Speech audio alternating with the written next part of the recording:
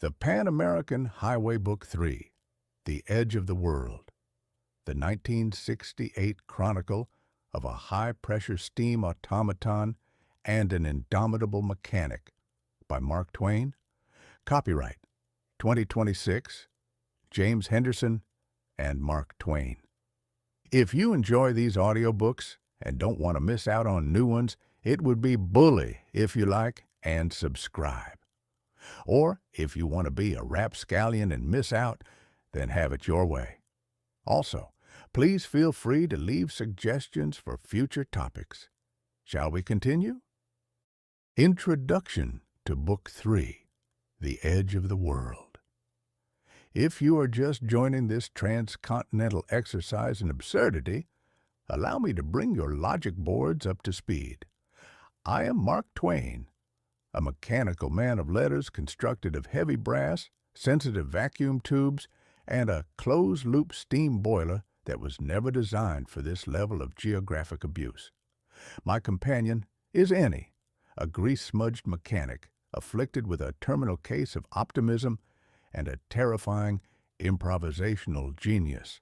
Our vessel is a sky-blue 1957 Volkswagen Beetle, a 40-horsepower German tin can that currently possesses the structural integrity of a damp crouton. To understand our current state of advanced metabolic decay, one must review the ledger of our folly thus far. Book 1 began as a misguided crusade in Fairbanks, Alaska. Ennie had decided, against all thermodynamic reason, that we must drive from the top of the globe to the absolute bottom. We survived the frozen, bottomless ruts of the Alcon Highway, where I was forced to watch her construct a carburetor preheater out of a mutilated coffee tin just to keep our engine from suffocating in the Arctic slush. We rattled down the spine of the Rocky Mountains, only to be plunged into the vapor-locking, sun-bleached purgatory of the American Southwest. By the time we crossed into Mexico, I was already calculating the rate of my own mineralization. Convinced the journey had reached the apex of human madness, I was, of course, entirely wrong. Book 2 was a masterclass in atmospheric and gravitational terror. We navigated the chaotic, soot-heavy urban sprawl of Mexico City and boiled in the shimmering plains of Nicaragua. We clawed our way over Costa Rica's Mountain of Death, where our factory clutch cable finally snapped, leading Ennie to fashion a replacement out of galvanized agricultural fence wire, a temporary fix that is currently entering its 6,000th mile of agonizing duty. When the road simply ceased to exist at the unnavigable swamp known as the Darien Gap, we loaded our vehicle onto a flat-bottomed wooden barge and subjected my delicate copper rivets to a saltwater baptism across the Caribbean. We arrived in South America only to be hurled into the oxygen-starved vertical malice of the Colombian and Peruvian Andes, where water boils at a temperature I find personally insulting, and the roads cling to the cliff sides with the desperation of a man dangling by his fingernails. And so, here we sit.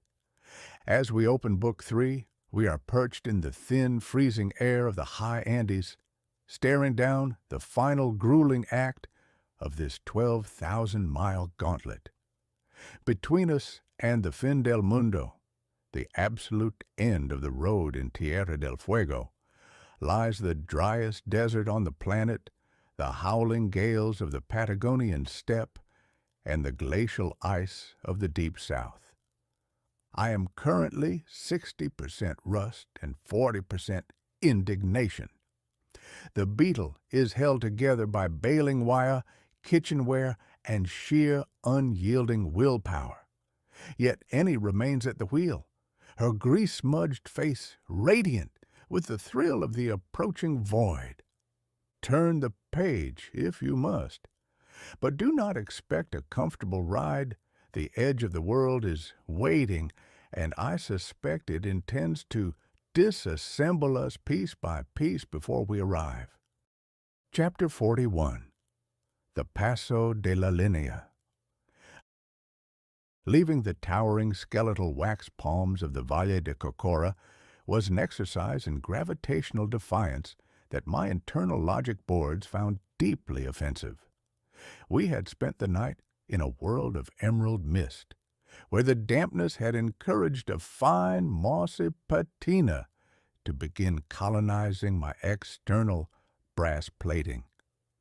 As Ennie guided our sky-blue 1957 Volkswagen Beetle toward the Paso de la Línea, she warned me that this stretch of the Central Cordillera would make the Mountain of Death in Costa Rica look like a suburban driveway. I, meanwhile, was preoccupied with the thermodynamic indignity of my own internal reservoir. At these altitudes, my boiling point had plummeted to a tepid 93.3 degrees Celsius, leaving me feeling like an understeeped cup of breakfast tea in a world that demanded high-pressure resolve. "Listen to her, Mr. Twain!" Annie shouted over the frantic, high-pitched chatter of the engine, which she had leaned out so far it was effectively running on mountain air and sheer stubbornness. "She's finding her rhythm." "What you characterize as a rhythm, Annie," I replied, my vocal gears grinding with a damp resonance, "is a series of rhythmic, mechanical sobs. I am currently monitoring the Honduran galvanized fence wire that serves as our clutch linkage. It is thinning under the strain of these grades, stretching into a state of structural exhaustion that mirrors my own cynical outlook. The Paso de la Línea is not a road. It is a vertical argument. The inclines reached angles that defied the very concept of level ground, forcing the Beetle into a permanent state of first-gear labor. On either side, the mist swirled with a heavy acidic tang of high-altitude exhaust and the distinct blue haze aroma of our own smoking brake shoes, a thermal reminder that what goes up must eventually undergo a terrifying descent. Suddenly, as we navigated a hairpin turn that seemed to pivot on the very edge of the stratosphere, the Beetle emitted a sharp, metallic sproing. The car lurched, the engine roared in a vacuum of neutral, and our forward momentum, meager as it was, vanished. "The wire!" I barked, venting a pressurized plume of steam from my mechanical cigar that momentarily obscured the dashboard. "I told you that agricultural hardware was a temporary delusion." "It's not snapped," Ennie yelled, already standing on the brake pedal with both feet to keep us from rolling backward into the green abyss. "It just slipped the U-bolt. I told you the grade was too steep for the current tension." We were once again a stationary ornament on a 20% grade, suspended in a silver glow of mist.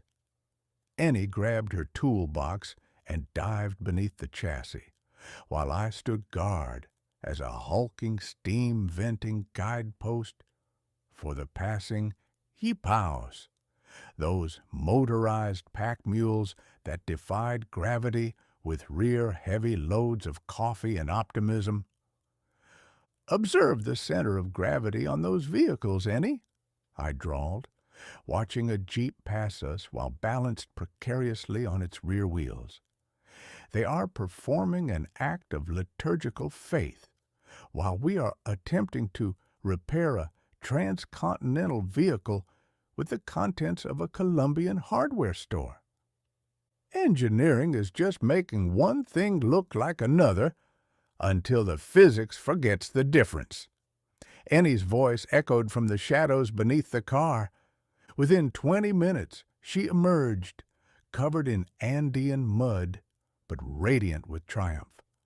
She had retentioned the Honduran wire and safety locked it with a fresh wrap of baling wire. The engine roared back to life, and the mechanical man and the optimist resumed their slow, vibrating crawl toward the summit. The Paso de la Línea had tried to break our resolve, but we were still moving south, one galvanized link at a time. Chapter 42, Ecuadorian Equinox. The transition from the rugged pine-draped highlands of Colombia into the volcanic spine of northern Ecuador was less of a scenic drive and more of a high-altitude endurance test for my primary logic boards.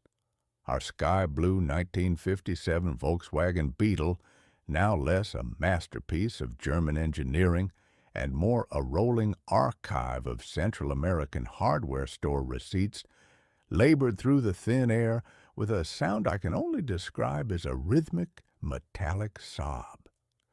We had survived the Paso de la Línea, a vertical argument that had stretched our Honduran galvanized fence wire clutch linkage into a state of structural exhaustion that mirrored my own cynical outlook. As we rattled toward the equator, the landscape offered a stunning, albeit oxygen-starved welcome. The air remained a structural disappointment, possessing all the integrity of a poorly whispered rumor, forcing our air-cooled flat four to continue its frantic gasping for molecules that simply weren't there. For a mechanical entity such as myself, powered by a coal-fired boiler and a closed-loop steam system, the altitude is merely a matter of adjusting the draft on my firebox. However, as the ambient pressure dropped, so too did the boiling point of my internal reservoir. I calculated that at these elevations, water began to boil at a temperature significantly lower than the standard 100 degrees Celsius found at sea level. This left me feeling like a tepid cup of breakfast tea in a world that demanded the high-pressure resolve of a steam locomotive. "Look at the horizon, Mr. Twain!" Ennie shouted over the deafening, frantic clatter of the engine. She was hunched over the thin, black steering wheel, her grease-smudged face radiant with the thrill of geographical progress. "We're almost there, the middle of the world."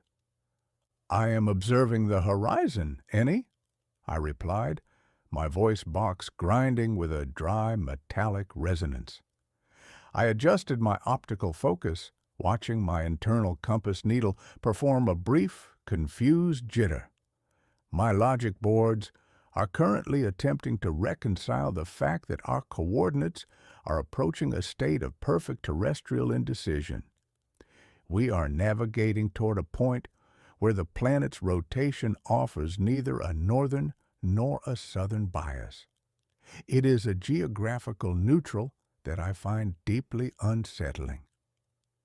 We approached the Mitad del Mundo, a sight humans treat with a level of ceremonial gravity usually reserved for royal weddings or the discovery of a new tax loophole. A modest stone monument rose from the parched earth, marking latitude 0 degrees, 0 minutes, and 0 seconds. Ennie brought the Beetle to a shuddering halt, exactly atop a yellow line painted across the asphalt, a line intended to represent the invisible belt of the planet.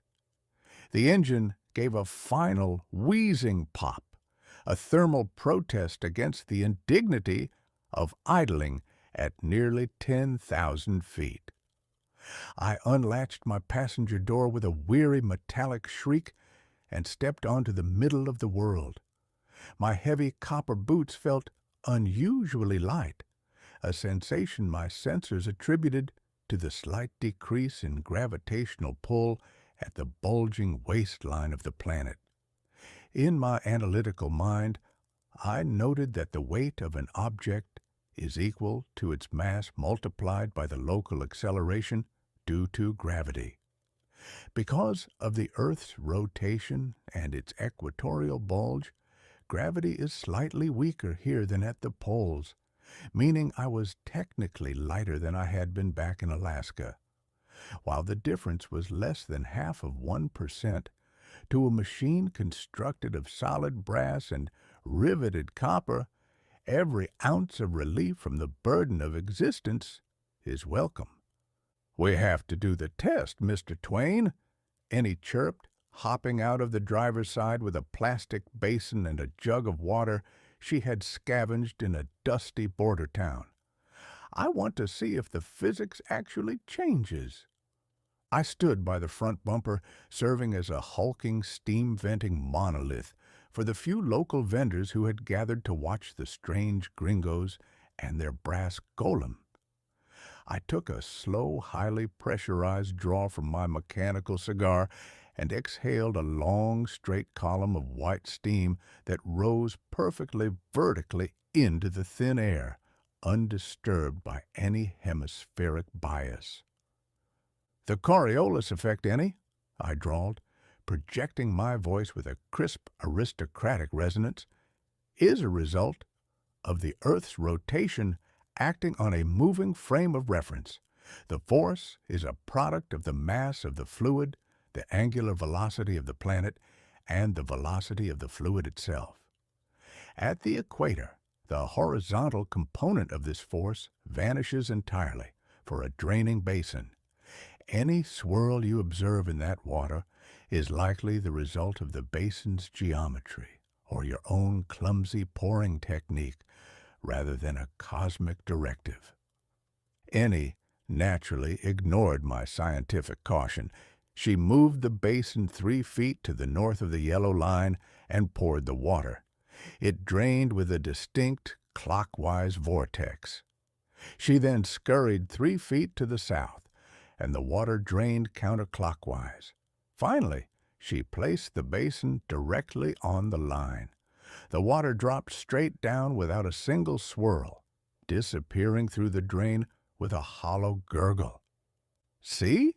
she beamed, wiping a fresh streak of soot from her forehead. "The physics is perfectly balanced right here. Everything is in neutral. It's like the world is holding its breath. Or perhaps the world is merely exhausted from the effort of rotating," I countered, adjusting my bowler hat. "However, while the water is in neutral, our Honduran galvanized clutch linkage is currently in a state of imminent collapse. The thermal expansion from our climb has increased the slack by another 3 millimeters. We are currently navigating the globe on a wing and a piece of agricultural fencing." Ennie laughed, her unkillable optimism remaining entirely unmelted by the reality of our mechanical fragility. She patted the Beetle's dusty, salt-pitted hood. "She made it to the bottom of the world, or the middle anyway. From here on out, we're just sliding down the other side of the ball." I looked southward, where the road stretched toward the historic cobblestones of Quito and the high-altitude deserts of Peru. The northern hemisphere, with its frozen Alaskan winters and neon-soaked Nevada mirages, was now a matter for my archival memory. We were entering a world where the stars would be unfamiliar and the shadows would fall in the opposite direction. "The other side of the ball, as you so eloquently put it, Ennie," I sighed, venting a final plume of steam, "contains the Atacama Desert and the Patagonian steppe. I suspect the slide will involve significantly more friction than your optimism allows for. I calculate a 98% probability that we shall be required to rebuild this transmission out of llama wool and ancient Inca stone before we reach the Antarctic Circle. Then it's a good thing I brought my heavy-duty pliers." She grinned, tossing the basin back into the narrow space behind the front seats. We climbed back into our rolling, uninsulated convection oven. The atmosphere inside was a familiar, suffocating blend of hot vinyl, vaporized 30-weight motor oil, and the sharp tang of hot dust. Ennie turned the key. The 6-volt starter motor gave a sluggish, high-pitched plea for mercy before the 4-cylinder heart finally caught fire. The familiar, frantic clatter shattered the quiet reverence of the equator once more. As we rolled south, crossing the line for the final time, I felt a strange, rhythmic thrum in my chest plate, a resonance that had nothing to do with my vacuum tubes or internal relays. We were no longer heading away from Fairbanks. We were heading toward the end of the world. The great Pan-American adventure had entered its second act, and I had a feeling the 1957 Beetle was about to be tested like never before. Chapter 43. Quito's Cobblestones. The descent from the theoretical neutrality of the equator into the sprawling high-altitude basin of Quito was less of a leisurely drive and more of a gravitational surrender. In this year of 1968, the capital of Ecuador sits as a precarious, stone-woven nest, cradled within the jagged embrace of the Andes. It is a city that appears to have been spilled down the volcanic slopes of Pichincha, its whitewashed walls and red-tiled roofs clinging to the earth with a tenacity that I found both impressive and structurally alarming. As our sky-blue 1957 Volkswagen Beetle rattled toward the northern outskirts, my internal barometers remained in a state of suppressed panic. We were hovering at an elevation of approximately 9,350 feet. For a biological entity, this altitude results in shortness of breath and a persistent, lightheaded wonder. For a mechanical entity powered by a high-pressure steam boiler, it results in a constant nagging inefficiency. The atmospheric pressure here is roughly 70% of what one might expect at sea level, meaning the draft on my internal firebox requires constant manual regulation just to prevent my coal from smoldering into a useless, soot-heavy heap. "Look at the towers, Mr. Twain!" Ennie shouted, her voice bright enough to cut through the thin, crisp air. She was leaning over the steering wheel, her eyes wide as the spires of the Basilica del Voto Nacional pierced the hazy Andean sky. "It's like a Gothic dream carved out of volcanic rock." "It is a structural audacity, Ennie," I replied, my vocal gears grinding with a dry metallic resonance. I adjusted my optical focus, my brass irises clicking as they measured the sheer verticality of the approaching streets.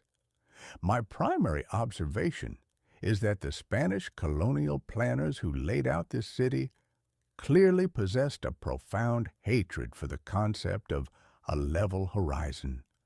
Every thoroughfare is a vertical argument between the weight of history and the laws of gravity. The vertical labyrinth. As we crossed the threshold into the Centro Historico, the wide, relatively modern boulevards vanished, replaced by a suffocatingly narrow maze of dark, polished cobblestones.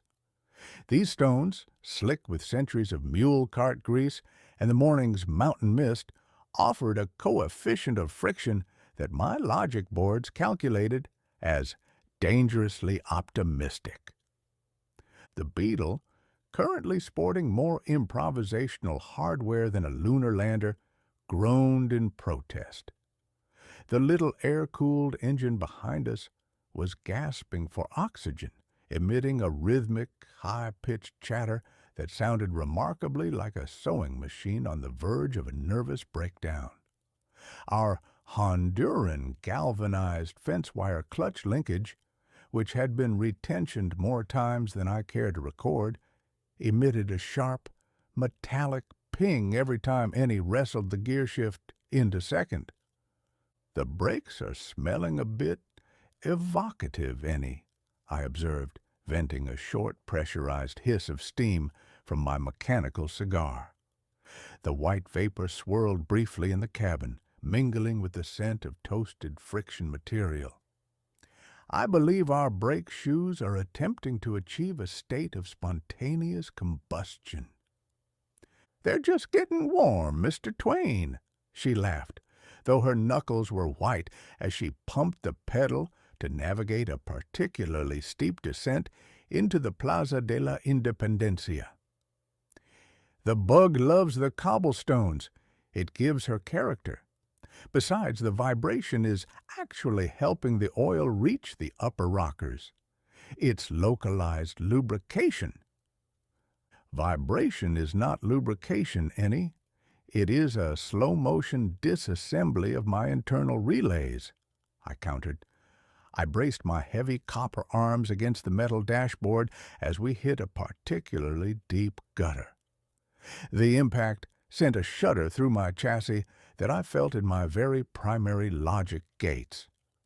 I am currently calculating the probability that my bowler hat will be the only part of me to reach Peru in one piece. The numbers are trending toward the dismal. A steampunk's architectural critique. We eventually pulled the gasping Beetle to a halt near the church of the Compañía de Jesús. The engine didn't so much stop as it collapsed into a state of thermal exhaustion, ticking and popping as the metal contracted in the cool, thin air.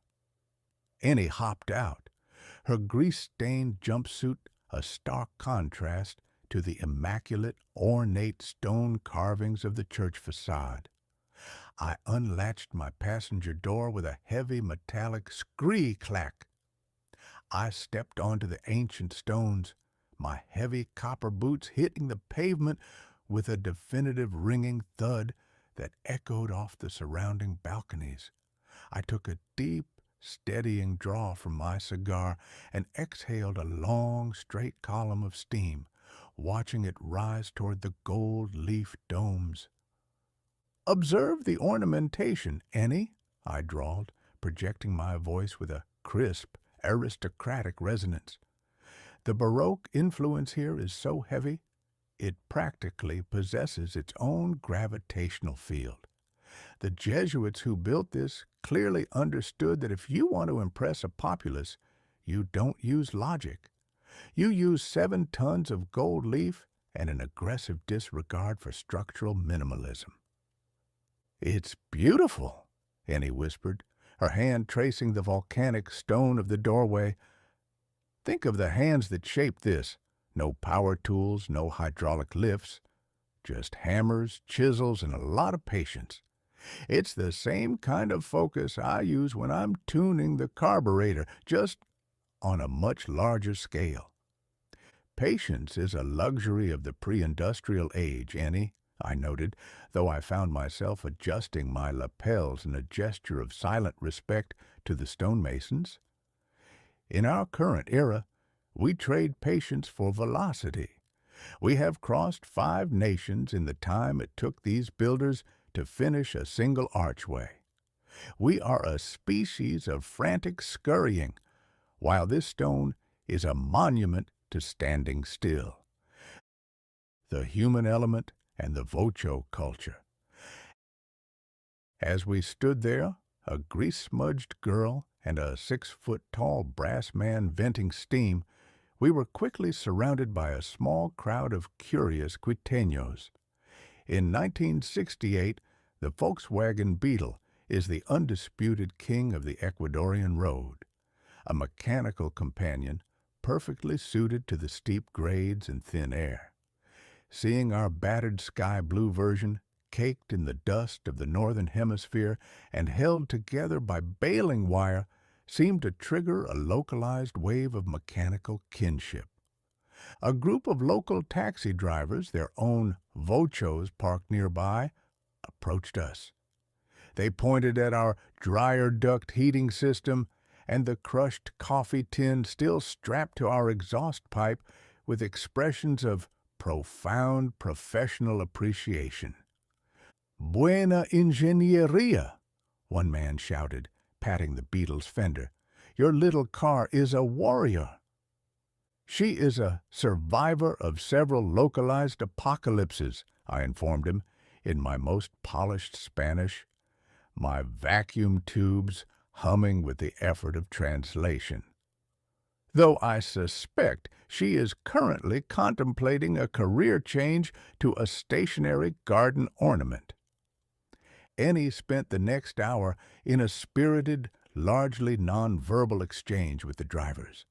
She showed them how she'd used the Honduran fence wire to bridge the snapped clutch cable, and they, in turn, showed her a trick involving a piece of old inner tube to dampen the vibration of the generator belt. It was a meeting of the Inter-American Brotherhood of the Broken Wrench, a social algorithm that defied borders and languages. You see, Mr. Twain, Ennie said, as we walked back to the car, her pockets now filled with several lucky washers gifted by the local mechanics. The road doesn't just take things away, it gives them back. We've got a whole new set of tricks to get us through the desert. The evening halt. As the sun began to dip behind the peaks of Pichincha, casting long violet shadows across the vertical labyrinth of the city, we returned to our sky-blue reality. The air grew sharply colder, and the lights of the historic center began to twinkle like a fallen constellation. Ennie performed a final check of the Honduran wire and topped off our primary oil reservoir with a heavyweight lubricant she'd traded for an American screwdriver. "We're staying the night here," she announced, leaning against the Beetle's hood. "The air is too thin to push any further tonight, and we need the boiler to cool down properly before we hit the Peruvian border." A rare moment of sensible caution, I sighed, feeling my internal rivets finally begin to contract in the crisp mountain air. I shall spend the evening drafting a letter to the Ecuadorian Ministry of Public Works suggesting they invest in the concept of a ramp. My logic boards require a period of horizontal stability. "Good luck with that," Ennie smiled, tossing her wrench into the toolbox. "Tomorrow we head south toward Cuenca. I hear the roads are even steeper there." "Of course they are," I muttered, taking a final puff from my cigar. "Why should the earth begin to cooperate now? Drive on, Ennie, or rather park on. The Andes are waiting, and I suspect they are not done with us yet." Chapter 44. The Peruvian Desert. The transition from the vertical mist-shrouded sanctuary of the Ecuadorian highlands to the bone-bleached, horizontal expanse of the Sechura Desert in northern Peru was a geographical whiplash of the highest order. For weeks, our sky-blue 1957 Volkswagen Beetle had been a gasping, metallic insect clinging to the granite ribs of the Andes. We had survived the mountain of death and the suffocating verticality of Quito. But as we descended the western slopes toward the Pacific coast, the world simply flattened. It was as if a deity, with a profound interest in structural minimalism, had taken a giant trowel to the continent, smoothing away every tree, every blade of grass, and every hint of moisture, until nothing remained but a vast, undulating ocean of pale sand and pulverized rock. The air, which had for so long possessed the structural integrity of a poorly whispered rumor, suddenly regained its density, but at a terrible thermal cost. By the time we crossed the border at Aguas Verdes, the ambient temperature had rocketed to a figure that I found personally insulting to my metallurgy. "Do you feel that, Mr. Twain?" Ennie shouted over the deafening, frantic clatter of the air-cooled engine. She had both windows rolled down entirely, her hair a chaotic nest of wind-blown curls and grit. The pressure is back. The bug is finally breathing again. "She may be breathing, Ennie," I replied, my vocal gears grinding with a dry metallic resonance. "But she is inhaling fire. My internal thermometers are currently recording a localized atmospheric failure. We have traded the oxygen-starved heights for a planetary kiln. I calculate a 96% probability that our upholstery will achieve a state of spontaneous combustion before we reach Piura." Inside our violently vibrating tin can, the climate was a masterclass in atmospheric confusion. For much of our journey, Annie's terrifying improvised cabin heater, the bypass of aluminum dryer ducting mated to the exhaust headers, had been our singular salvation against the Arctic and alpine cold. Now, even with the dashboard vents jammed shut with rags, the radiant heat from the floorboards was staggering. I sat rigidly in the passenger seat, my heavy brass joints practically seizing from the thermal expansion. My internal cooling fans were whining at a continuous high-pitched scream, fighting a losing battle against the scalding air. The Panamericana and the sand. The Pan-American Highway in Peru is a thin black ribbon of asphalt that stretches like a surgical scar across the face of the desert. It is a road defined by its absolute lack of distraction. There are no trees to provide shade, no rivers to offer respite, and no billboards to occupy the mind. There is only the road, the shimmering heat waves, and the sand. The sand is not a stationary feature of the landscape. It is a mobile, aggressive entity. Driven by the relentless trade winds from the Pacific, it moves in great, ghostly curtains across the highway. It behaves like a liquid, flowing over the pavement in rhythmic ripples that my internal gyroscopes struggled to categorize. "Look at the dunes!" Ennie cheered, gesturing toward a massive crescent-shaped ridge of sand that loomed over the road like a petrified wave. The locals call them médanos. They actually move, Mr. Twain. They march across the desert, one grain at a time. "I am observing the dunes, Ennie," I drawled, projecting my voice over the rattle of the Beetle. "My primary observation is that they are currently attempting to colonize our engine bay. I am recording a significant accumulation of particulate matter in my secondary air filters. If this sand infiltration continues, I shall be forced to perform a systemic purge of my internal relays, or risk being transformed into a very large, very grumpy sand timer." The Beetle was likewise suffering. The air-cooled flat-4 motor, though grateful for the return of sea-level oxygen, was now struggling with the lack of thermal dissipation.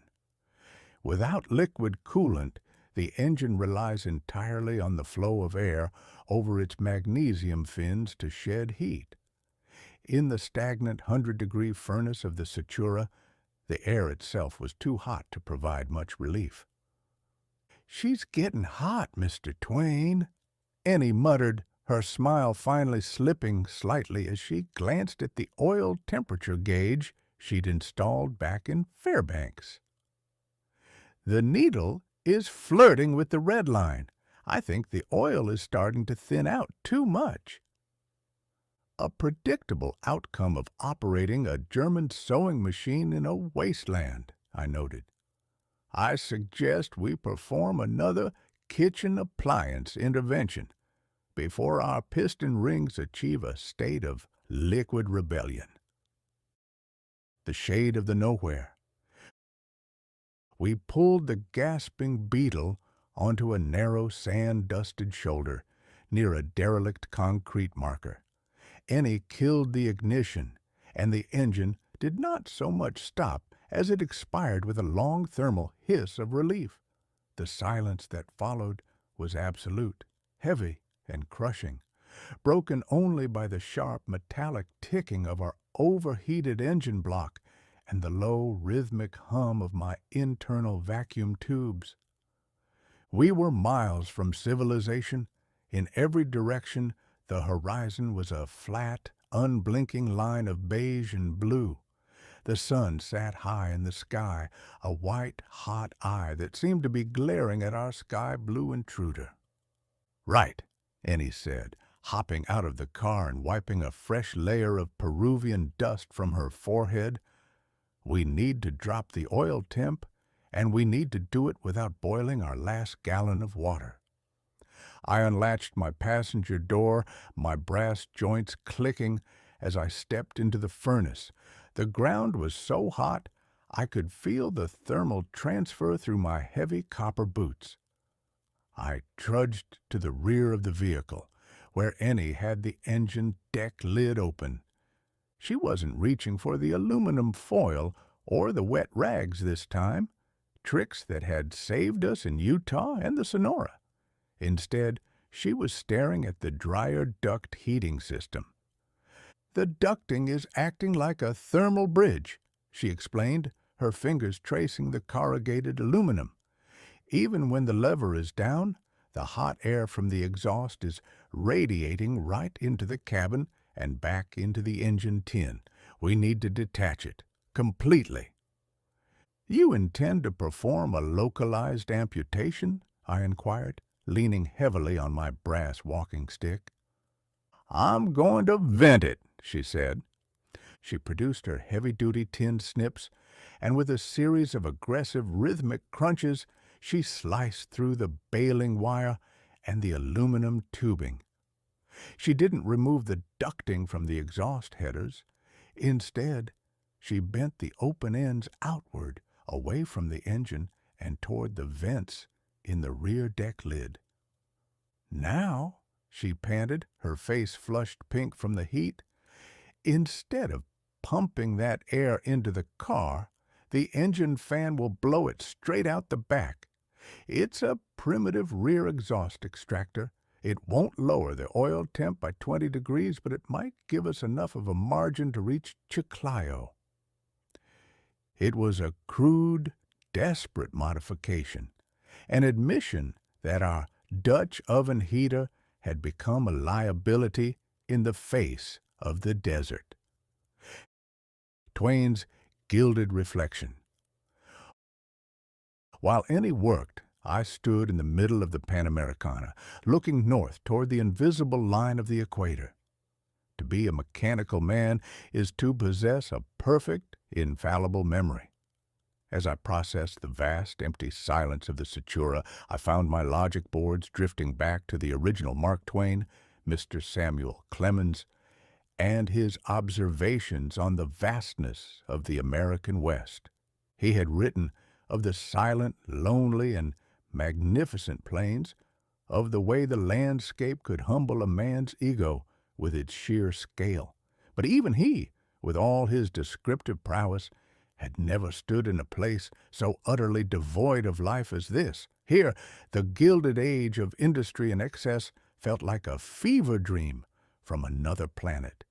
In the Sechura, there was no gold to be found, no empires to build, and no high society drawing rooms to critique. There was only the struggle between the machine and the sand. "Observe the absurdity, Annie," I drawled, my voice echoing across the dunes. "We have spent 3 decades and thousands of miles attempting to prove the superiority of human ingenuity. We have built bridges across canyons, tunnels under mountains, and machines that can traverse continents. Yet, here we are, stranded in a pile of dust because our advanced propulsion system cannot handle a bit of hot air. It is a magnificent 3,000-mile admission of frailty." Ennie finally stood up, slamming the engine deck lid shut with a triumphant clang. She wiped her greasy hands on her jumpsuit and looked at me, her bright eyes unclouded by my cynicism. "It's not about being superior to the desert, Mr. Twain," she smiled, patting the beetle's hood. "It's about finding a way to live with it. The desert isn't trying to beat us, it's just being the desert. Our job is just to keep the wheels turning." She hopped back into the driver's seat and turned the key. The starter whined, the engine coughed out a plume of vapor, and then, with a defiant desert roar, it caught fire. The idle was crisp and steady, the extractor vents blowing a shimmering wave of heat out the back. As we pulled away from the shoulder, merging back onto the black ribbon of the Panamericana, I adjusted my bowler hat and settled into my scalding seat. The Sechura was far from finished with us, and the high-altitude peaks of Cusco were still 1,000 miles to the south. But for now, the oil temperature was holding, the Honduran clutch was clicking into gear, and the mechanical man and the optimist were still moving. Chapter 45. The Ascent to Cusco. The transition from the bone-bleached horizontal monotony of the Sechura Desert to the vertical granite defiance of the Peruvian Andes was not a mere change in geography. It was a violent atmospheric rejection. For days, our sky-blue 1957 Volkswagen Beetle had been a vibrating speck on a flat, salt-slicked anvil, braving a sun that seemed determined to melt my very rivets. But as we turned our rounded, dust-caked nose inland, leaving the black ribbon of the Panamericana behind, the earth began to fold itself into a series of jagged, intimidating pleats that reached for the throat of the sky. We were beginning the climb to Cusco, the ancient navel of the Inca world. To a biological entity, this ascent involves a gradual thinning of the blood and a persistent, light-headed sense of vertigo. To a mechanical man of steam and brass, however, it is a thermodynamic crisis of the highest order. As we ascended the western slopes, the air pressure began to retreat with the cowardice of a disgraced politician. I felt my internal boiler struggling to maintain its high-pressure dignity. At these altitudes, the boiling point of water dropped with every agonizing mile of gain. I was no longer a high-pressure analytical engine.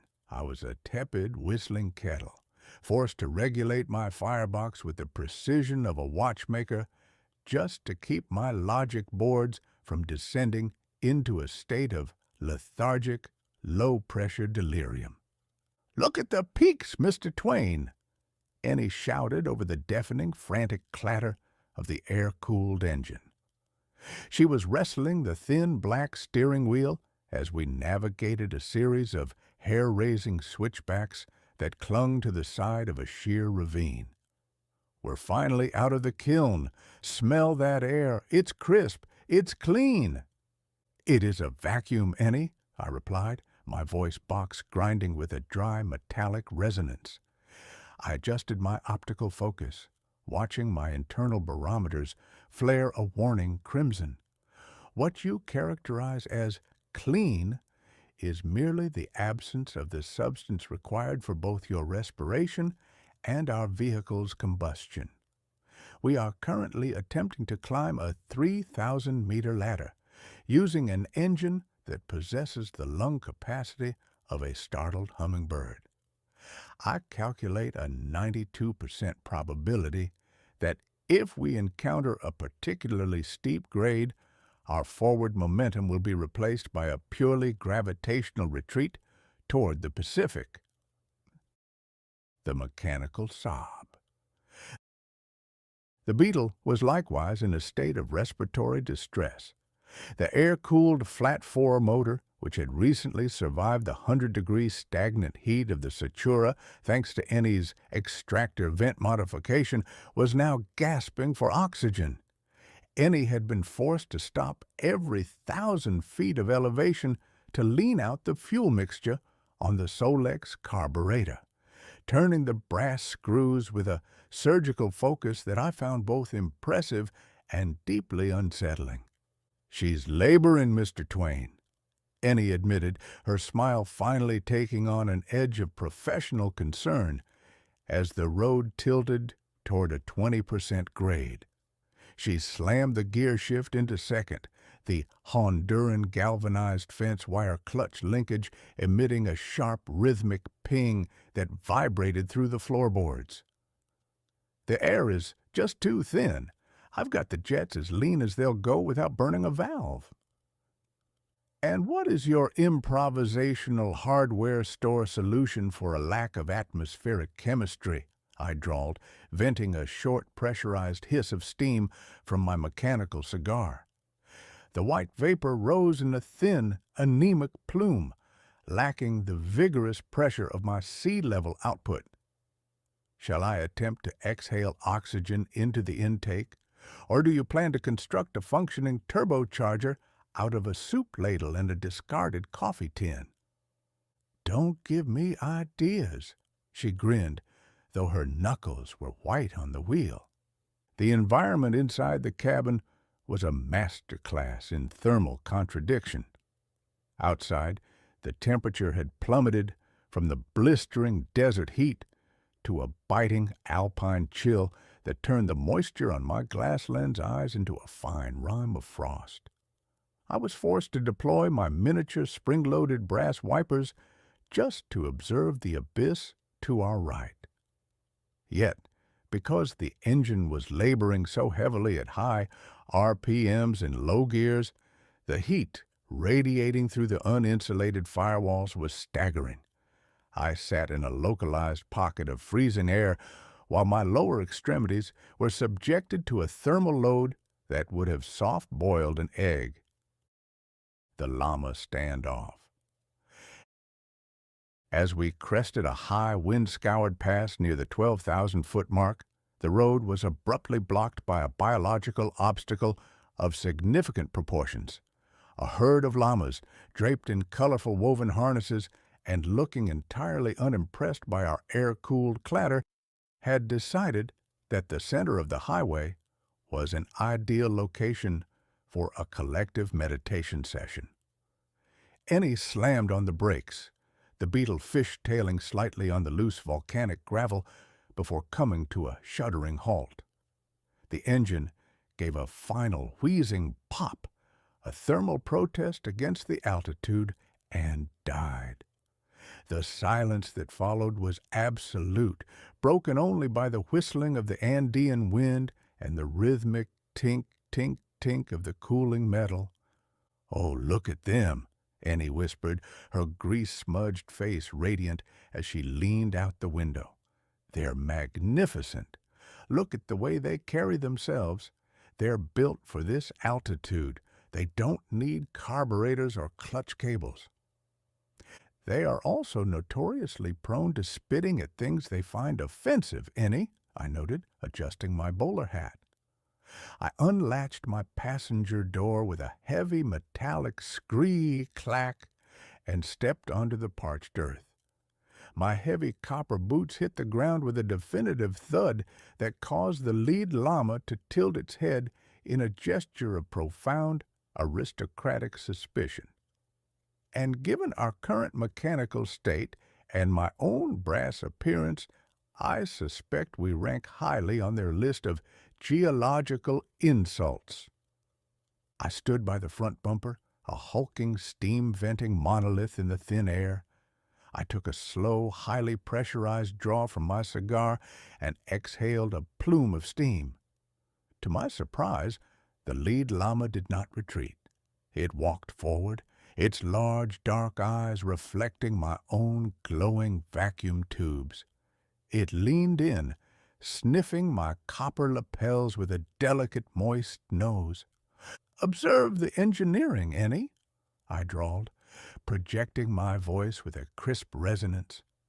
This creature possesses a four-chambered stomach for maximizing caloric extraction from scrub brush, a blood hemoglobin count that would make a marathon runner weep, and a suspension system that requires no maintenance. It is a masterpiece of organic adaptation. Meanwhile, we are attempting to cross this same terrain in a German tin can held together by agricultural fencing and hope. It is a humiliating comparison. "It's not a competition, Mr. Twain," Annie laughed, hopping out of the car with a handful of dried corn she kept in her jumpsuit pocket. "It's a partnership. We're just using different tools." Twain's Andean Reflection. We spent an hour at the summit, allowing the Beetle's oil to cool and my internal pressure to stabilize. As Annie coaxed the llamas off the road with her corn and her infectious optimism, I stood at the edge of the pass, looking toward the distant snow-capped peaks of the Cordillera Vilcabamba. To be a mechanical man is to possess a memory that is both a blessing and a burden. As I processed the staggering scale of the Andean landscape, my logic boards drifted back to the history of the Inca. They had built an empire that stretched 4,000 miles without the use of the wheel, the horse, or a written language. They had moved 10-ton stones with a precision that made our Beetle's door gaps look like canyon ravines. They had mastered the vertical, turning the mountains into a giant terraced, analytical engine for agriculture and astronomy. "Think of it, Annie," I mused, my voice sounding impossibly small in the vast silence. "They understood the stone. They understood the gravity. They didn't fight the mountains. They integrated themselves into them. And here we are, 500 years later, frantically turning screws and patching wires, trying to prove that our space-age technology can survive a Tuesday in their backyard. It is an act of industrial hubris that I find deeply entertaining." "Maybe," Annie said softly, leaning against the Beetle's hood and looking out at the horizon. "But they built their empire to stay. We built our machine to move. There's a different kind of beauty in that, don't you think? In the fact that we can even be here, sitting at 12,000 feet in a car from Germany, talking to a brass man from Missouri." "It is a triumph of the absurd, I will concede," I sighed, feeling my internal rivets finally begin to contract in the crisp air. "But I suspect the beauty will be hard to appreciate when our brake fluid begins to boil on the descent." The final push. As the sun began to dip behind the jagged silhouette of the peaks, casting long violet shadows across the high-altitude plateau, we returned to our sky-blue reality. The air grew sharply colder, and the first stars, unfamiliar and brilliant, began to twinkle in the thin indigo sky. Annie turned the key. The 6-volt starter motor gave a sluggish, high-pitched plea for mercy before the 4-cylinder heart finally caught fire. The familiar, frantic clatter shattered the quiet reverence of the pass.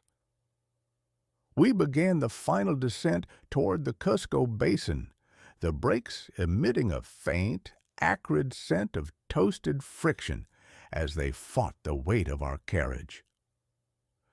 "We're almost there, Mr. Twain," Annie cheered, her eyes reflecting the golden glow of the dashboard.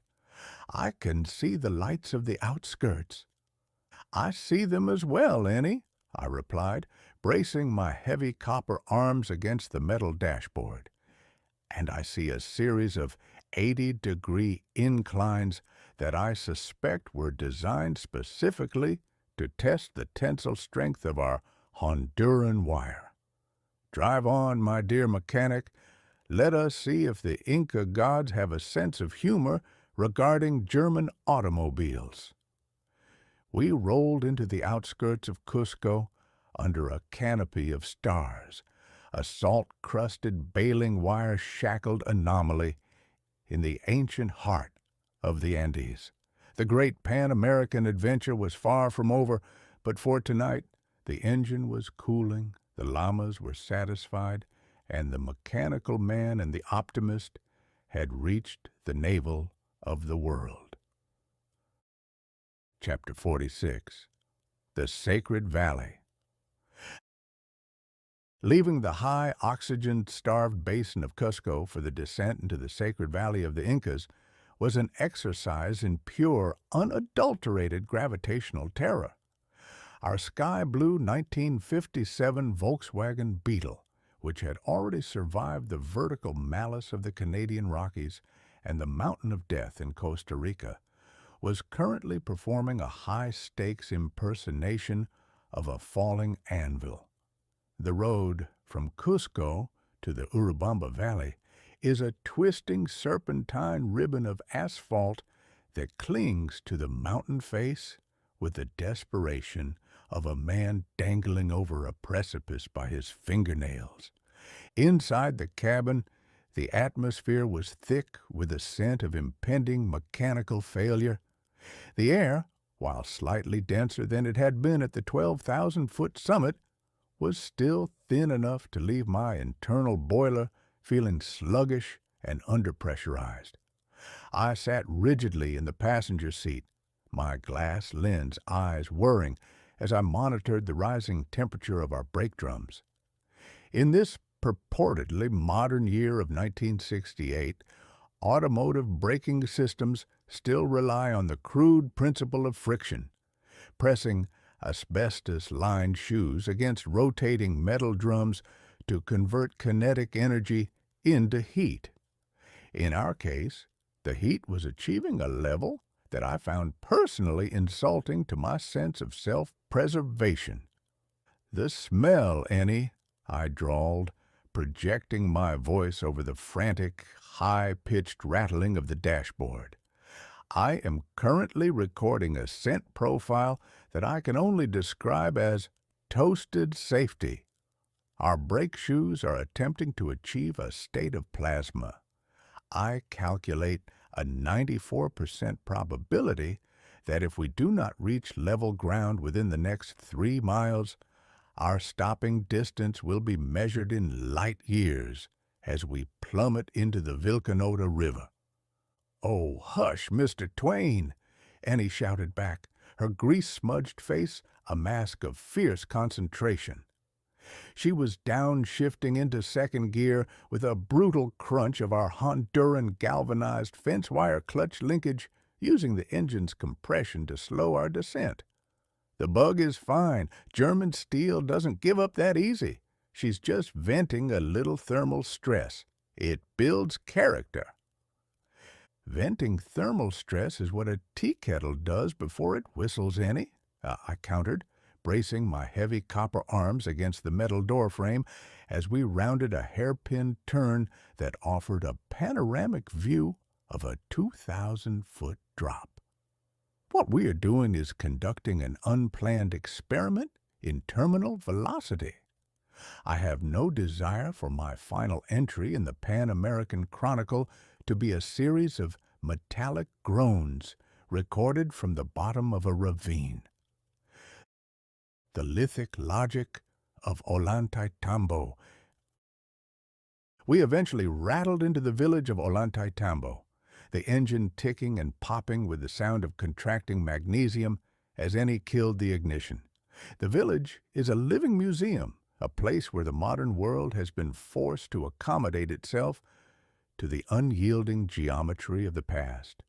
The streets are narrow channels of ancient stone, flanked by irrigation canals that have carried mountain runoff for half a millennium with a rhythmic, liquid persistence. I unlatched my passenger door with a heavy, metallic scree-clack and stepped onto the dark, polished stones. My heavy copper boots hit the pavement with a definitive thud that seemed to resonate through the very foundations of the valley. I adjusted my bowler hat, took a slow, highly pressurized draw from my mechanical cigar, and looked up at the fortress that loomed over the town. The fortress of Ollantaytambo is not merely a structure, it is a geological argument won by the Inca. Massive, stepped terraces of stone rise toward the sky, capped by a temple area featuring blocks of pink rhyolite so large they defy the mechanical logic of a pre-industrial age. "Look at the joinery, Mr. Twain," Annie whispered, her voice devoid of its usual bounce, replaced by a hushed, mechanical reverence. She reached out a hand, tracing the gap between two 10-ton stones. You couldn't fit a razor blade in there, not even a human hair. And there's no mortar, no cement, just stone on stone. "It is an interference fit on a planetary scale, Annie," I drawled, leaning heavily on my brass walking stick. I leaned in, my optical sensors zooming in on the contact points. My internal analytical engines are currently struggling to process the tolerances. In my era, the great gilded age of industry, we achieved precision through the use of high-speed lathes, steam-powered grinders, and chemical adhesives. These people achieved it with sand, water, and an absolute unyielding patience that I find frankly exhausting to contemplate. I adjusted my internal relays, running a structural simulation on the wall before me. Observe the lithic logic, Annie. The stones are not merely stacked, they are carved with complex interlocking angles. They are designed to move with the earth during an earthquake, to shift and settle back into place. It is a masterpiece of dynamic stability. Our space-age Volkswagen is held together by baling wire and prayer, while this stone is held together by geometry and the weight of the world. The mechanical discrepancy. As we stood there, a girl in a grease-stained jumpsuit and a 6-foot-tall brass automaton venting steam, we were, as usual, a localized spectacle.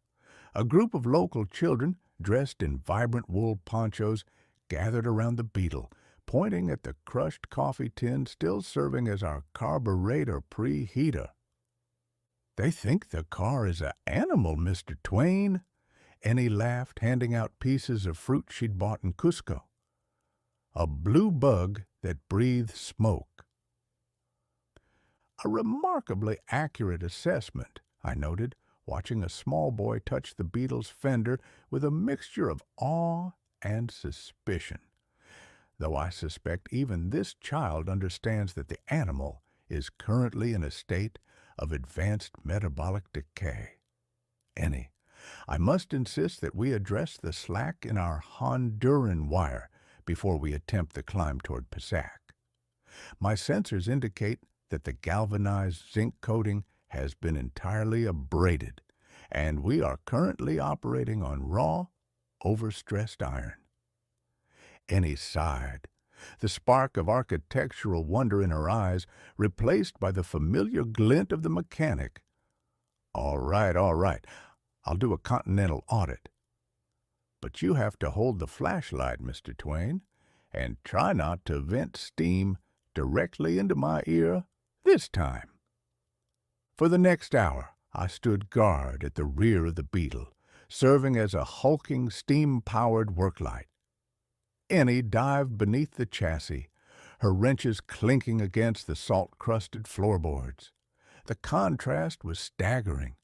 A few feet away stood walls that had remained unchanged for 5 centuries, while here, in the dirt, a young woman was frantically patching a 13-year-old machine just to survive another 50 miles. "The kingpins are worn, Mr. Twain," Annie's voice echoed from the shadows under the car. "The dust from the Sechura got into the grease and turned it into sandpaper and the left rear shock absorber is leaking. She's going to be a little bouncy on the washboards." "Bouncy is a polite euphemism for structurally compromised, Annie," I grumbled, taking a long puff from my cigar and exhaling a plume of steam that drifted toward the Incan terraces. "We are traveling in a motorized tragedy. We trade our structural integrity for velocity, while those ruins trade velocity for eternity. It is a fundamental discrepancy in the human design." The sunset reflection. As the sun began to dip behind the jagged silhouette of the valley walls, painting the granite peaks in violent shades of crimson and gold, we returned to our sky-blue reality. The air grew sharply colder, and the rhythmic sound of the Urubamba River seemed to grow louder in the twilight. Annie emerged from beneath the car, wiping her hands on a rag that was more grease than fabric. She looked up at the Temple of the Sun, its massive stones glowing in the dying light. "You know, Mr. Twain," she said softly, leaning against the Beetle's fender, "people always talk about progress, about how much better we are now because we have engines and electricity. But standing here, I don't know. Maybe we just traded one kind of focus for another. They focused on the stone and the stars. We focus on the road and the clock." "A sentimental observation, Annie," I replied, my vocal gears smoothing into a low, resonant baritone. I felt my internal rivets contracting in the cool evening air, a sensation that I found almost pleasant. "But I suspect you would find the focus on the stone significantly less romantic if you were required to drag one of those rhyolite blocks 5 miles across a mountain pass using nothing but hemp rope. I, for one, prefer the road, even if it is currently attempting to vibrate me into a pile of brass shavings." Annie smiled, a genuine, peaceful expression that made her look even younger than her perpetual years. She patted the Beetle's hood affectionately. "Well, bug shavings or not, we're still moving. Tomorrow we head for the high Altiplano and Lake Titicaca. It's the highest navigable lake in the world, Mr. Twain." "Highest navigable lake," I repeated, a long sigh of steam escaping my chest plate. "Which means more thin air, more boiling point anomalies, and more opportunities for our Honduran wire to snap in a poetic location. Drive on, Annie, or rather, let us find a reasonably priced inn before I achieve a state of permanent geological fusion with this cobblestone." We rolled slowly through the ancient streets of Ollantaytambo, a salt-crusted, baling wire-shackled anomaly in a valley of stone. The great Pan-American adventure was far from over, but as we settled into the shadows of the Andes, I realized that for all my cynicism, there was a certain mechanical dignity in the struggle. Chapter 47. Lake Titicaca. The transition from the ancient stone-woven corridors of the Sacred Valley to the vast wind-swept high-altitude desert of the Altiplano was a geological escalation that my internal logic boards found deeply offensive. For weeks, our sky-blue 1957 Volkswagen Beetle had been a gasping, metallic insect clinging to the granite ribs of the Andes. We had survived the vertical malice of the Paso de la Línea and the architectural weight of Cusco, but as we climbed toward the border of Bolivia, the earth simply ceased to offer any concession to the concept of a comfortable atmosphere. We were currently suspended at an elevation of approximately 12,500 feet. To a biological entity, this altitude results in a state of hypoxia that induces a persistent, light-headed sense of wonder, or a very profound headache. For a mechanical man powered by a high-pressure steam boiler, it results in a thermodynamic indignity. I felt my internal pressure dropping with every agonizing mile of gain. My analytical mind noted that the boiling point of water decreases by roughly 3/10 of a degree for every 100 meters of altitude. At this height, my internal reservoir was boiling at a temperature significantly lower than the standard sea level mark, leaving me feeling like an under-pressurized, tepid cup of tea in a world that demanded the high-pressure resolve of a steam locomotive. "Look at the water, Mr. Twain!" Annie shouted, her voice bright enough to cut through the thin, crisp air. She was leaning over the steering wheel, her grease-smudged face radiant as the horizon finally revealed a shimmer of impossible blue. "Lake Titicaca, the highest navigable lake in the world.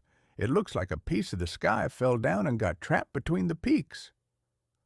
"I am observing the water, Ennie," I replied, my vocal gears grinding with a dry resonance. I adjusted my optical focus, my brass irises clicking as I measured the sheer scale of the inland sea. My primary observation is that navigable is a term that implies a certain level of aquatic safety, which I find entirely unsupported by the presence of a 1,000-pound brass automaton in a vehicle held together by agricultural fencing. I calculate a 94% probability that if we attempt to test the buoyancy of this lake, my final entry in our chronicle will be a series of rhythmic bubbles. The mechanical pulse of the Altiplano. The Beetle was likewise in a state of advanced metabolic decay. The little air-cooled engine behind us was gasping for oxygen that simply wasn't there, emitting a rhythmic, high-pitched chatter that sounded remarkably like a sewing machine on the verge of a nervous breakdown. Annie had been forced to stop every few miles to lean out the fuel mixture on the Solex carburetor, her fingers dancing over the brass screws with a surgical focus that I found both impressive and deeply unsettling. Our Honduran galvanized fence wire clutch linkage, which had been retentioned, braided, and safety-locked more times than I care to record, emitted a sharp, metallic ping every time Annie wrestled the gear shift. The wire had achieved a permanent set, thinning under the strain of the Andean grades until it possessed the structural integrity of a frayed violin string. "The tension is holding, Mr. Twain," Annie cheered, though her knuckles were white on the wheel. "The galvanized coating is mostly gone, but the steel core is still fighting the good fight. It's all about the harmony between the machine and the music." "Harmony," I countered, bracing my heavy copper arms against the painted metal dashboard, "is a concept entirely unsupported by the laws of thermodynamics. What we have here is a structural hallucination. We are currently navigating the roof of the world in a German tin can that smells of vaporized 30-weight motor oil and burning dust." The Uros, reed engineering versus brass logic. We eventually rattled into the lakeside town of Puno, the engine ticking and popping with the sound of contracting magnesium as Annie killed the ignition. To get a true sense of the lake, Annie insisted we visit the Uros Islands, floating villages constructed entirely of dried totora reeds. As I stood on the edge of a floating reed platform, my heavy copper boot sinking slightly into the spongy golden surface, I felt a profound sense of technological inadequacy. To my left, a local woman was meticulously weaving a new layer of reeds into the floor, her hands moving with a rhythmic, binary precision that reminded me of the weavers in Guatemala. The foundation The islands are not rooted in the earth. They are anchored to the lakebed by heavy ropes. The material totora reeds provide both buoyancy and structural insulation. The life cycle. As the bottom layers rot in the water, new layers must be added to the top, a continuous process of organic maintenance. Observe the engineering, Ennie, I drawled, projecting my voice with a crisp, aristocratic resonance. I took a slow, highly pressurized draw from my mechanical cigar and exhaled a long, straight column of steam. These people have constructed a functioning society on a foundation of dried grass.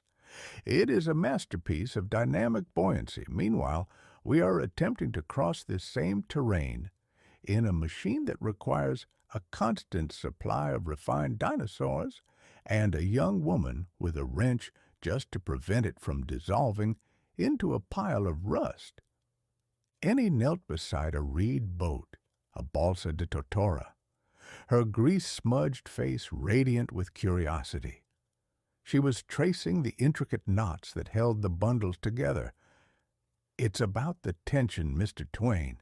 Just like our clutch wire, if the bundles are too loose, they soak up water and sink. If they're tight, they stay buoyant for years.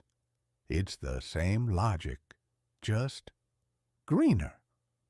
Green logic is a luxury we do not possess, I noted, adjusting my lapels. I am a product of Victorian industry, constructed of heavy metal and high-pressure steam.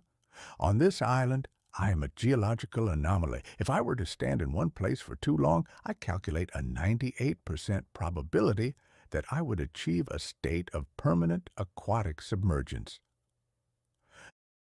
The border at Kasane, bureaucratic absurdity. We returned to our sky-blue reality and pushed toward the border crossing at Kasane. Crossing from Peru into Bolivia was yet another masterpiece of Central American theater, involving no fewer than 6 different rubber stamps, a heated debate over whether my brass chassis constituted heavy agricultural equipment, and a small, yapping dog that seemed personally offended by the steam venting from my cigar. The Bolivian official, a man possessing a mustache of such staggering architectural proportions that it likely required its own zip code, stared at my glowing vacuum tubes with profound suspicion. "As unradio?" he asked, pointing a trembling finger at my chest plate. "I am not an appliance, sir," I informed him in my most polished Spanish, my vocal gears grinding. "I am Mark Twain, a steam-powered marvel of literature and logic. And I assure you, my broadcast consists entirely of cynical observations and thermodynamic complaints. Bureaucracy, when faced with absolute incomprehensible absurdity, will almost always choose the path of least resistance. He stamped our paperwork with a heavy, ink-laden thump and waved us through with the resigned expression of a man who has seen enough for one lifetime. The night in Copacabana. As we rolled into the lakeside town of Copacabana, Bolivia, the sun began to dip behind the jagged silhouette of the Andes, painting the surface of Lake Titicaca in violent shades of violet and gold. The air grew sharply colder, and I felt my internal rivets finally begin to contract, a sensation that I found almost pleasant. Ennie pulled the Beetle into the courtyard of a small red-tiled inn and killed the engine. She hopped out, her youthful face radiant even under a layer of Peruvian road dust.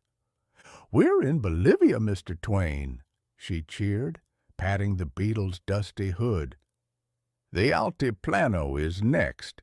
It's going to be flat. It's going to be cold. And I hear there are literal salt flats that you can see from space." "I have seen enough salt to last me until the next industrial revolution," I sighed, unlatching my door and stepping out onto the cold earth. I took a final puff from my cigar, watching the white steam rise toward the unfamiliar southern stars. But I suppose a flat road is a small mercy after the vertical madness of the last month. Drive on, Ennie. Or rather, let us find a place where I can sit in the shade and allow my logic boards to reboot. The great Pan-American adventure was moving into its final, most desolate phase. We had a continent to conquer, a clutch to retention, and a story that was becoming increasingly cold. Chapter 48. The Bolivian Altiplano. The transition from the lakeside sanctuary of Copacabana to the vast, high-altitude desert of the Bolivian Altiplano was less of a journey and more of a slow-motion immersion into a world that had forgotten the concept of moisture. As our sky-blue 1957 Volkswagen Beetle rattled away from the shimmering blue of Lake Titicaca, the landscape underwent a profound and chilling transformation. The jagged, emerald-flecked peaks of the northern Andes surrendered to a flat, wind-scoured plateau that stretched out toward the horizon with the terrifying permanence of a granite floor. We were suspended at an elevation of nearly 13,000 feet, a height that I found personally insulting to my internal thermodynamics. At this altitude, the air possesses no substance. It is merely a cold, transparent vacuum designed to siphon the heat from anything foolish enough to possess a pulse or a boiler. I felt my internal pressure dropping with a rhythmic, mechanical dread. My analytical mind, ever the harbinger of bad news, noted that the boiling point of water decreases as atmospheric pressure drops. In this thin, alpine air, the water in my internal reservoir was reaching its boiling point at a temperature significantly lower than the standard 100 degrees Celsius found at sea level. This meant I was operating in a state of chronic underpressurization, a tepid, whistling kettle in a landscape that demanded the high-pressure resolve of a steam locomotive. "Do you hear that silence, Mr. Twain?" Annie shouted over the frantic, high-pitched clatter of the air-cooled engine. She had her head tilted slightly, her grease-smudged face a mask of fierce concentration.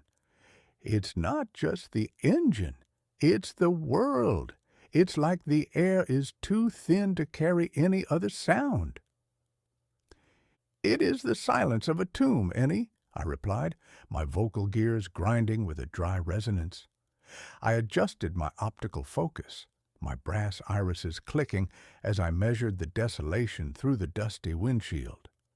The atmosphere here is so sparse that sound waves lack the necessary medium for efficient propagation. What you are experiencing is the acoustic equivalent of a void. And I suspect that if our little German tin can were to suffer a systemic failure in the middle of this plateau, our cries for assistance would be measured in centimeters before they were swallowed by the wind. The mechanical siege. The Beetle was likewise in a state of advanced metabolic decay. The little air-cooled flat four motor, which had recently survived the humid salt spray of the Caribbean and the oxygen-starved heights of the Peruvian Andes, was now gasping for air that simply wasn't there. Ennie had leaned the fuel mixture on the Solex carburetor to its absolute limit, turning the brass screws until the engine was running on a diet of mountain dust and sheer stubbornness. Every time we encountered even a minor incline, the vehicle emitted a rhythmic, wet cough, a mechanical sob that vibrated through my very chassis. Our Honduran galvanized fence-wire clutch linkage, which had been retentioned, braided, and safety-locked more times than I care to record, was reaching its structural terminus. The wire had achieved a permanent set, thinning under the strain of the Andean grades until it possessed the structural integrity of a frayed violin string. I could feel the vibration of the engine through the floorboards, a frantic, uneven pulse that suggested our throwout bearing was contemplating an immediate retirement. "She's fighting, Mr. Twain!" Annie cheered, though her knuckles were white on the steering wheel as she wrestled the vehicle against a sudden, violent gust of wind that threatened to shove our lightweight bug into the ditch. "She's a mountain goat in a German suit. We just have to keep the momentum." "Momentum is a luxury of the well-geared, Annie," I countered, bracing my heavy copper arms against the metal dashboard. I took a slow, highly pressurized draw from my mechanical cigar and exhaled a long, straight column of steam.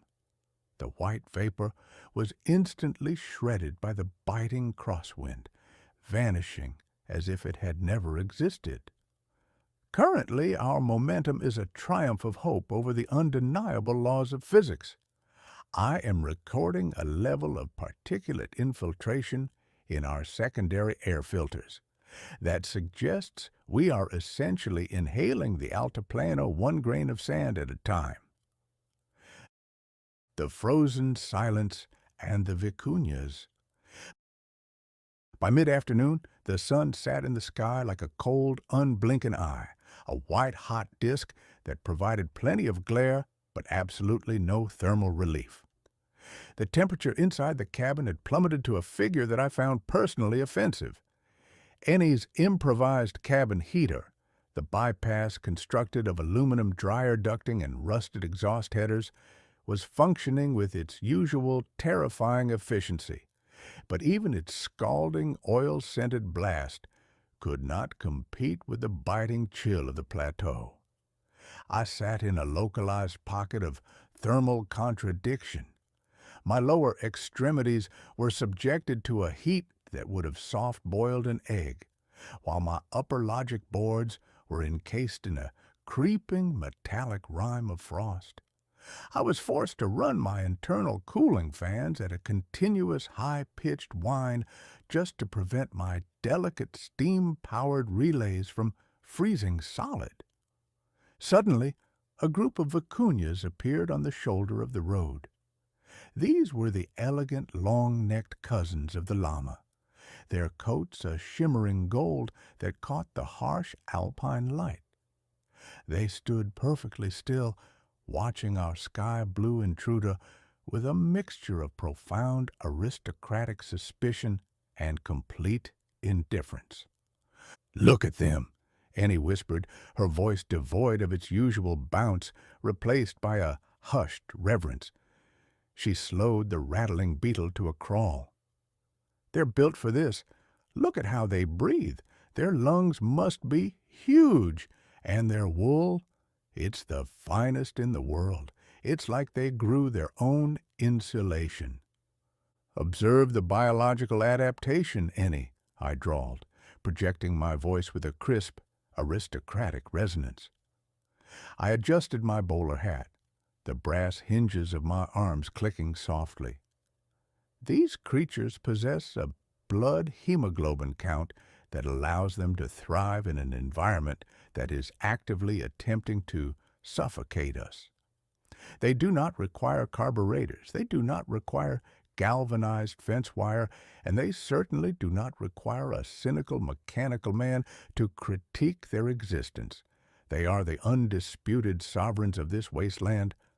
As we passed the herd, the lead vicuña let out a sharp, whistling alarm call that echoed across the plateau. It was a sound that seemed to pierce through the thin air, a reminder that we were the only things in this landscape that required a combustion cycle to survive. The Altiplano audit. As the sun began to dip toward the jagged silhouette of the western peaks, casting long violet shadows across the granite floor of the plateau, Ennie pulled the Beetle into a desolate, gravel-lined turnout near a derelict stone marker. She killed the ignition, and the sudden silence was absolute, broken only by the whistling of the wind through the thin steel of the doors and the rhythmic metallic ticking of our overheated engine block. "We need to check the oil, Mr. Twain," she announced, her breath pluming in the freezing cabin. She grabbed her heavy canvas coat from the back seat and dived out into the wind. "And I want to see if the dust has gotten into the front kingpins." I unlatched my passenger door with a heavy metallic scree-clack and stepped onto the frozen earth.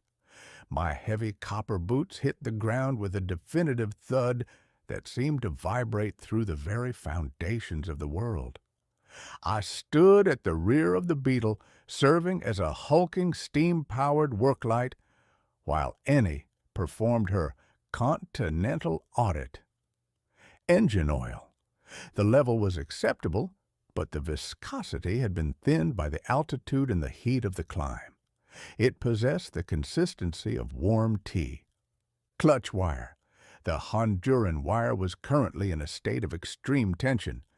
Ennie adjusted the U-bolts with a frantic professional focus, attempting to eke out another 100 miles of throw. Suspension. The dust of the Altiplano had indeed infiltrated the grease in the front end. Every time the Beetle hit a bump, it emitted a dry, agonizing shriek, the sound of German steel being ground into a fine powder. "She's hurtin', Mr. Twain," Ennie admitted, wiping a fresh streak of soot from her forehead. She looked out over the darkening plateau toward the distant twinkling lights of a small outpost. "The Altiplano is harder on a car than the desert ever was. The combination of the cold and the dust is like sandpaper for every moving part." A predictable outcome of attempting to traverse a planetary ceiling in a 13-year-old tin can, I noted, taking a long puff from my cigar and exhaling a plume of steam that rose toward the first stars. "We are currently operating at the absolute limit of our mechanical survival. I calculate a 98% probability that if we do not reach La Paz soon, this vehicle will simply dissolve into its constituent parts out of sheer atmospheric indignation." The evening reflection. Ennie smiled, a genuine, peaceful expression that seemed to defy the brutal reality of our situation. She leaned against the Beetle's hood, looking up at the unfamiliar southern constellations that were beginning to pierce the indigo sky. "Maybe," she said softly, "but look at where we are. We're in the middle of a world that most people never even get to see. It's cold and it's dusty and it's hard, but it's real. There's no neon here, Mr. Twain, no billboards, just us, the bug, and the stars." "And the imminent threat of a snapped clutch cable," I reminded her, though my voice had lost its usual cynical bite. I felt my internal rivets finally begin to contract in the crisp air, a sensation that I found almost pleasant. But I will concede that the realism of our current coordinates is undeniable. The Altiplano does not offer mirages, it only offers the truth. Ennie laughed, a bright ringing sound that chased the last of the fear from the cabin. She patted the Beetle's hood affectionately. "Well, the truth is, we've got another 60 miles before we hit the capital, and I hear the descent into La Paz is one for the history books." "A descent?" I repeated, a long sigh of steam escaping my chest plate.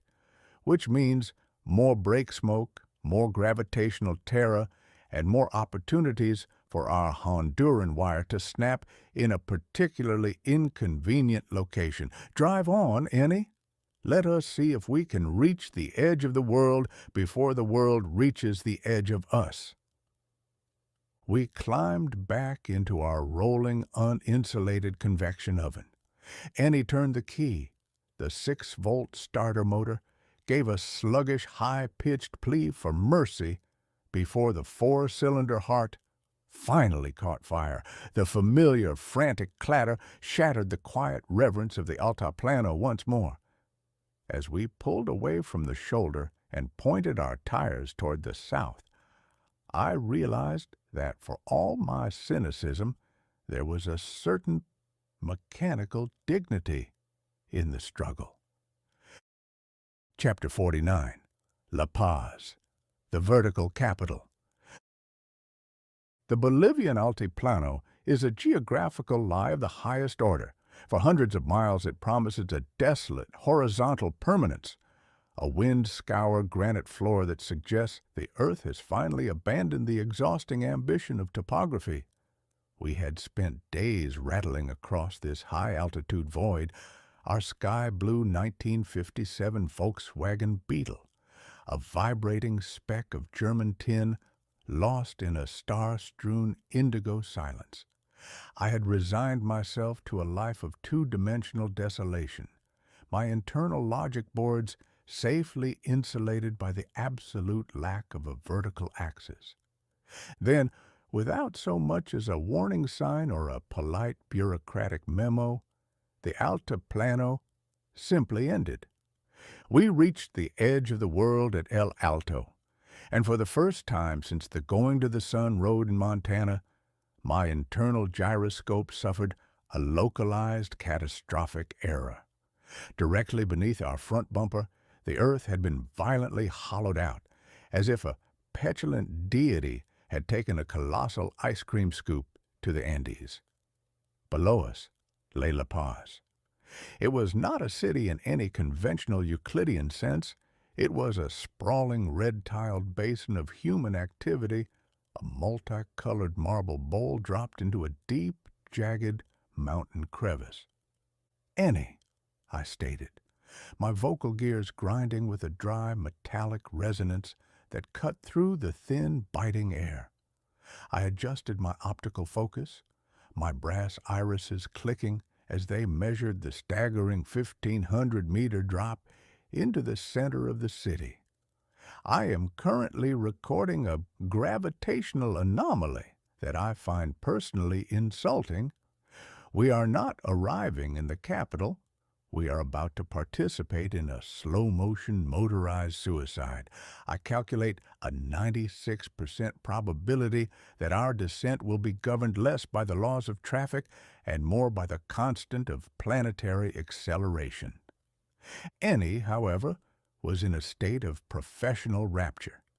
She was hunched over the thin, black steering wheel of our Beetle, her grease-smudged face radiant even under a fresh layer of Andean dust. "Look at the view, Mr. Twain.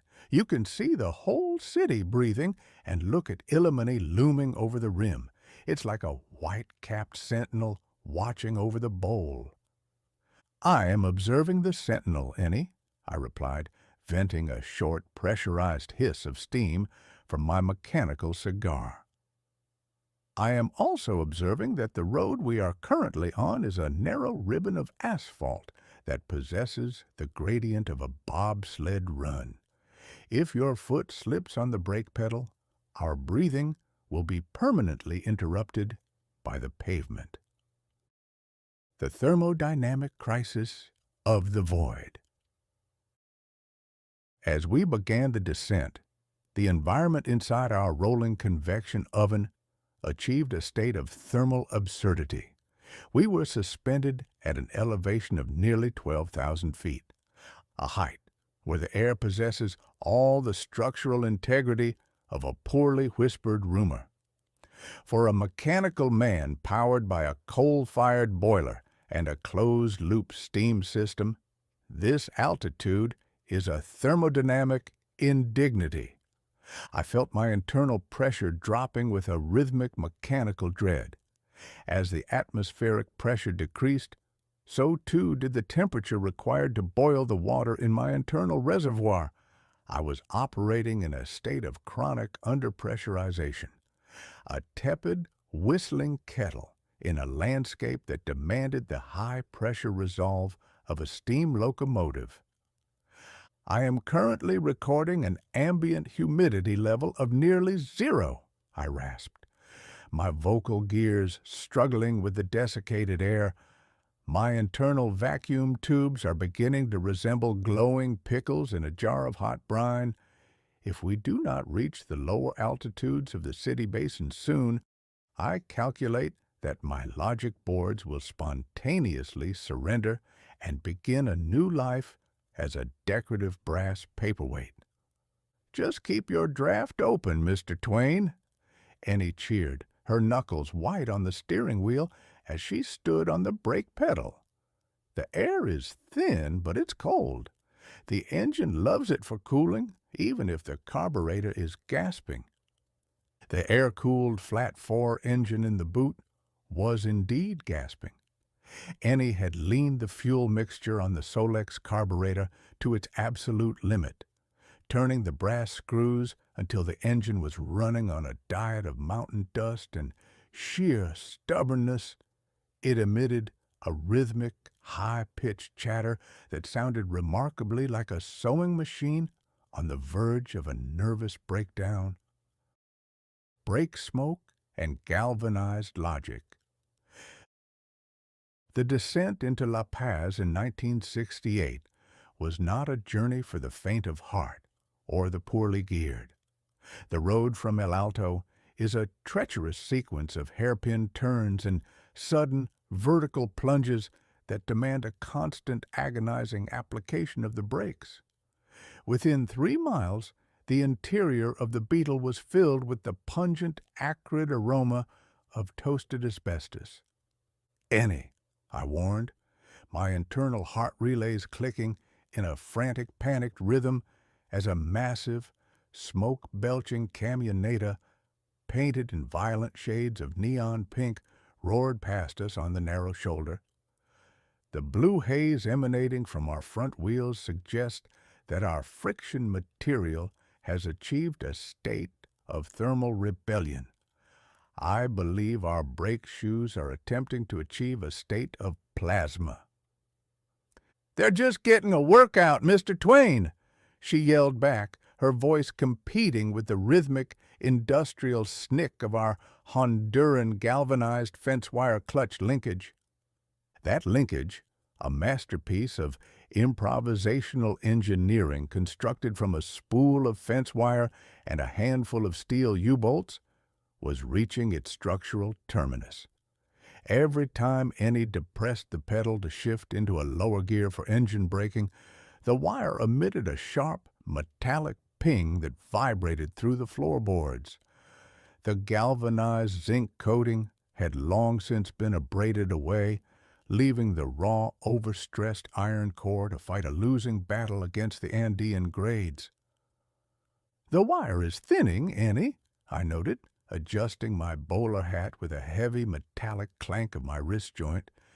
"I am recording a localized increase in tension that suggests we are one aggressive downshift away from a silent backwards plunge into the prehistoric ravine." "It's tension and tensile strength," she argued, downshifting into first with a brutal crunch of non-synchronized gears. "Steel is steel, Mr. Twain, and right now we're playing a very heavy tune." The Urban Crucible of 1968. We eventually rattled into the heart of the city, our arrival announced by a final thermal sigh of relief from the engine block. La Paz was a sensory overload of the highest order, a vibrant, claustrophobic kaleidoscope of Bolivian life. The scent, a thick, intoxicating soup of roasted corn, diesel fumes, and the sharp, resinous aroma of pine needles used as floor coverings in the nearby markets. The sound, a continuous rhythmic wall of Andean flutes and carangos drifting from the roadside stalls, competing with the frantic clatter of our air-cooled motor. The sight, a sprawling verticality of whitewashed adobe and crumbling stone, populated by the local Aymara people whose ancestors had navigated these slopes for millennia.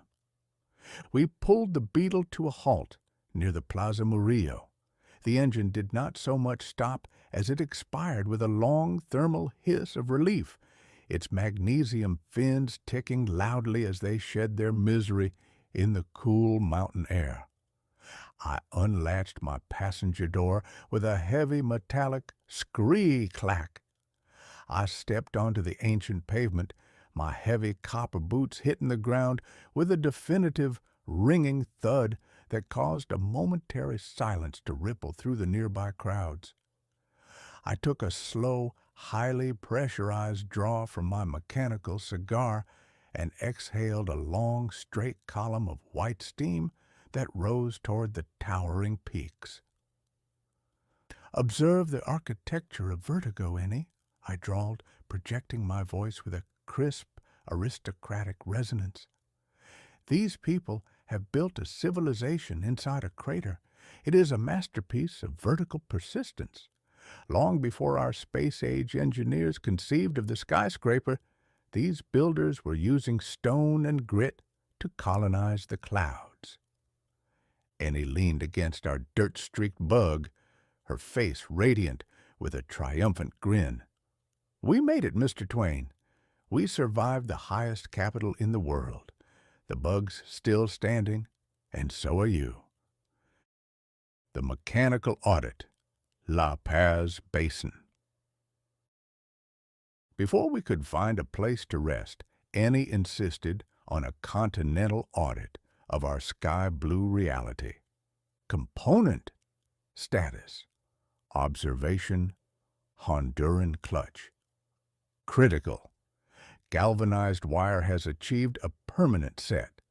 Action is gritty due to Altiplano dust.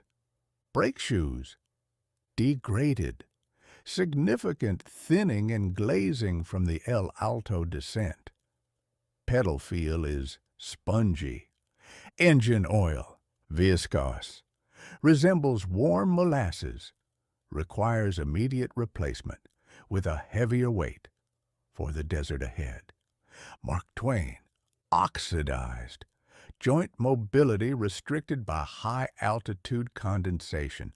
Sarcasm levels optimized. "We're going to need a day of maintenance," Ennie announced, slamming the engine deck lid shut with a triumphant clang. "Fresh oil, a thorough wash, and I need to retention that wire before we hit the salt flats."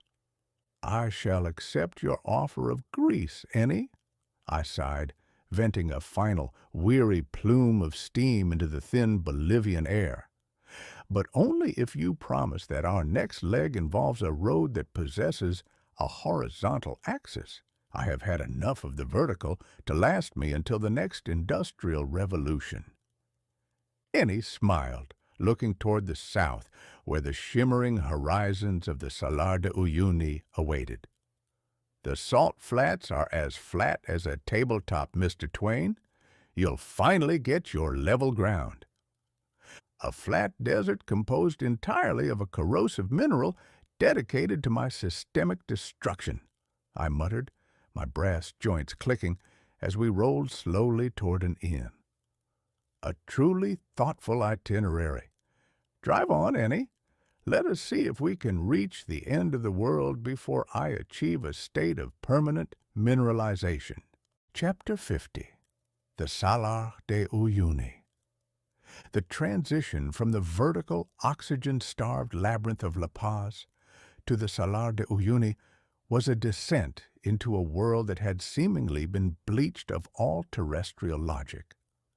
We had spent a day in the Bolivian capital performing what Ennie charitably called a continental audit, which mostly involved her scrubbing my brass knee joints with mineral oil, while I offered a rhythmic series of cynical observations regarding the structural integrity of our sky-blue 1957 Volkswagen Beetle. We had replaced the oil, which by that point possessed the viscosity of lukewarm molasses, and Ennie had spent 3 hours wrestling with the Honduran galvanized fence wire clutch linkage, attempting to coax a few more millimeters of throw from a strand of metal that was starting to look dangerously like a frayed silk thread. As we rattled southward through the high-altitude mining towns of the Altiplano, the rugged granite and brown scrub brush of the Andes slowly began to surrender to a blinding horizontal purity. The horizon, which had for weeks been a jagged argument of volcanic peaks, suddenly smoothed out into a single, unblinking white line. It was as if the earth had simply run out of ideas and decided to cover the remainder of the continent in a thick, crystalline sheet of stationery. "Mr. Twain, look at the ground!" Annie shouted, her voice nearly lost in the frantic, air-cooled clatter of the engine. She had both windows rolled up to keep the fine alkaline dust at bay, but she was practically hovering over the steering wheel in excitement. "It's not dirt anymore. It's salt. We're finally here." "I am observing the ground, Ennie," I replied, my vocal gears grinding with a dry metallic resonance.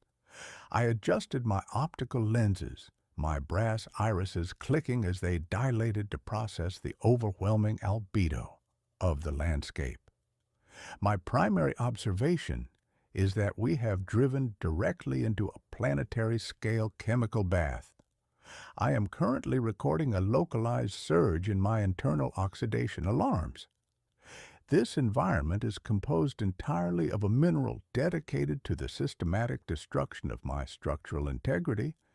If we remain here too long, I shall arrive in Chile as a very expensive pile of green powder. The mirror of the gods. As the Beetle's tires first touched the actual surface of the Salar, the sound of our progress changed. The rhythmic crunch of volcanic gravel was replaced by a high-pitched, crystalline sizzle, as if we were driving across a field of infinitely small breaking glass. We were entering the largest salt flat on Earth, 10,000 square kilometers of perfectly level, hexagonal-patterned sodium chloride. The visual effect was violently disorienting to my internal gyroscopes.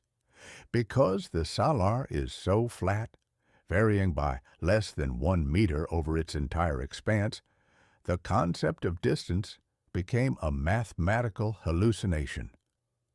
A distant mountain that my logic boards calculated to be 50 miles away appeared to be within walking distance.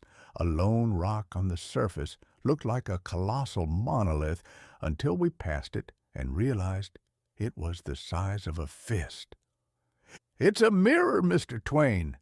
Annie cheered, letting go of the steering wheel for a reckless second to gesture at the horizon. In 1968, there were no roads on the Salar, only the vague, shimmering tracks of occasional trucks carrying salt to the railhead. The sky and the ground are the same color. I feel like we're flying. "We are not flying, Ennie. We are scurrying across a corrosive void," I corrected her, bracing my heavy copper arms against the metal dashboard. I took a slow, highly pressurized draw from my mechanical cigar. The white vapor was instantly swallowed by the dry air. "And I would appreciate it if you kept your hands on the navigation apparatus. While the terrain is technically level, I have no desire for our transcontinental chronicle to conclude with a collision with a stray salt harvesting pile because you were distracted by the scenery." The physics of corrosion. The environment inside our rolling convection oven had achieved a new level of atmospheric hostility. Outside, the air was cold and thin, but the sun, reflected off the brilliant white floor, was a thermal assault of the highest order. My internal cooling fans were whining at a continuous high-pitched drone, fighting a losing battle against the radiant heat. Worse than the heat, however, was the dust. The salar is not just solid salt. It is covered in a fine talcum-like alkaline powder that found its way into every microscopic gap in our vehicle's weather stripping. It coated the dashboard, it clouded my glass lens eyes, and I could feel it beginning to infiltrate the secondary gaskets of my wrist joints. "Annie," I rasped, my vocal gears vibrating with the effort of projecting through the silence. "I am currently calculating the rate of my own mineralization. Given the ambient concentration of sodium chloride and the residual humidity from our Caribbean crossing, I calculate a 94% probability that my primary elbow servos will achieve a state of permanent geological fusion within the next 6 hours. I require a systemic application of beeswax and mineral oil immediately upon our exit from this porcelain purgatory." "I've got the oil ready, Mr. Twain." Annie laughed, though her eyes were squinting against the blinding glare. She reached into her jumpsuit pocket and pulled out a pair of heavily tinted, oversized goggles she'd traded for a fan belt in Potosi. She shoved them onto her face, looking like a grease-smudged aviator. "But look at the bug. She's finally at peace. No hills, no potholes, no traffic. She's just humming along." The Beetle was indeed performing with a peculiar, eerie grace. On the flat salt, the air-cooled engine settled into a contented, rhythmic purr that I hadn't heard since the plains of Montana. Our Honduran wire, free from the agonizing tension of 20% Andean grades, was enjoying a rare period of mechanical repose. Even the rattling of the crushed coffee tin on our exhaust seemed to drop an octave. Isla Incahuasi, the cactus anomaly. After hours of driving through the white nothingness, a dark shape began to materialize on the shimmering horizon. It looked at first like a localized storm cloud, then like a jagged piece of charcoal dropped on a wedding cake. As we drew closer, the shape resolved into Isla Incahuasi, a rocky island composed of ancient coral and volcanic rock, rising abruptly from the center of the salt sea. The island was covered in thousands of giant multi-armed trichocereus cacti, some reaching heights of 30 feet. They stood like silent, thorny sentinels, guarding the secrets of a world that had once been the bottom of a prehistoric lake. Annie brought the Beetle to a halt at the edge of the island, and the sudden cessation of our vibration felt like a physical shock. She killed the ignition, and the engine gave a final, wheezing pop before collapsing into silence. "We're stopping here," she announced, hopping out of the car and stretching her arms until her joints mimicked the clicking of my own. "I want to climb to the top and see the curve of the earth." I unlatched my passenger door with a heavy metallic scree-clack. I stepped onto the salt, my heavy copper boots leaving white, hexagonal imprints on the crystalline crust. I adjusted my bowler hat, took a slow draw from my cigar, and looked up at the cacti. "Observe the biological defiance, Annie," I drawled, projecting my voice over the absolute whistling silence of the salar. "These plants have spent centuries growing in a landscape that possesses the pH level of a commercial cleaning solution. They are the ultimate mechanical adaptation, living solar arrays designed to store moisture in a world that hasn't seen a rain cloud since the invention of the steam engine. I find their persistence to be an admirable, if entirely illogical, waste of energy." "It's not a waste if you're still standing, Mr. Twain," Annie whispered, her hand tracing the rough, stone-like skin of a cactus. "Look at the texture. It's like iron." The evening reflection in the void. As the sun began to dip toward the western rim of the Altiplano, the Salar underwent a violent hallucinatory transformation. The blinding white floor turned to a deep, bruised violet, then to a shimmering molten gold.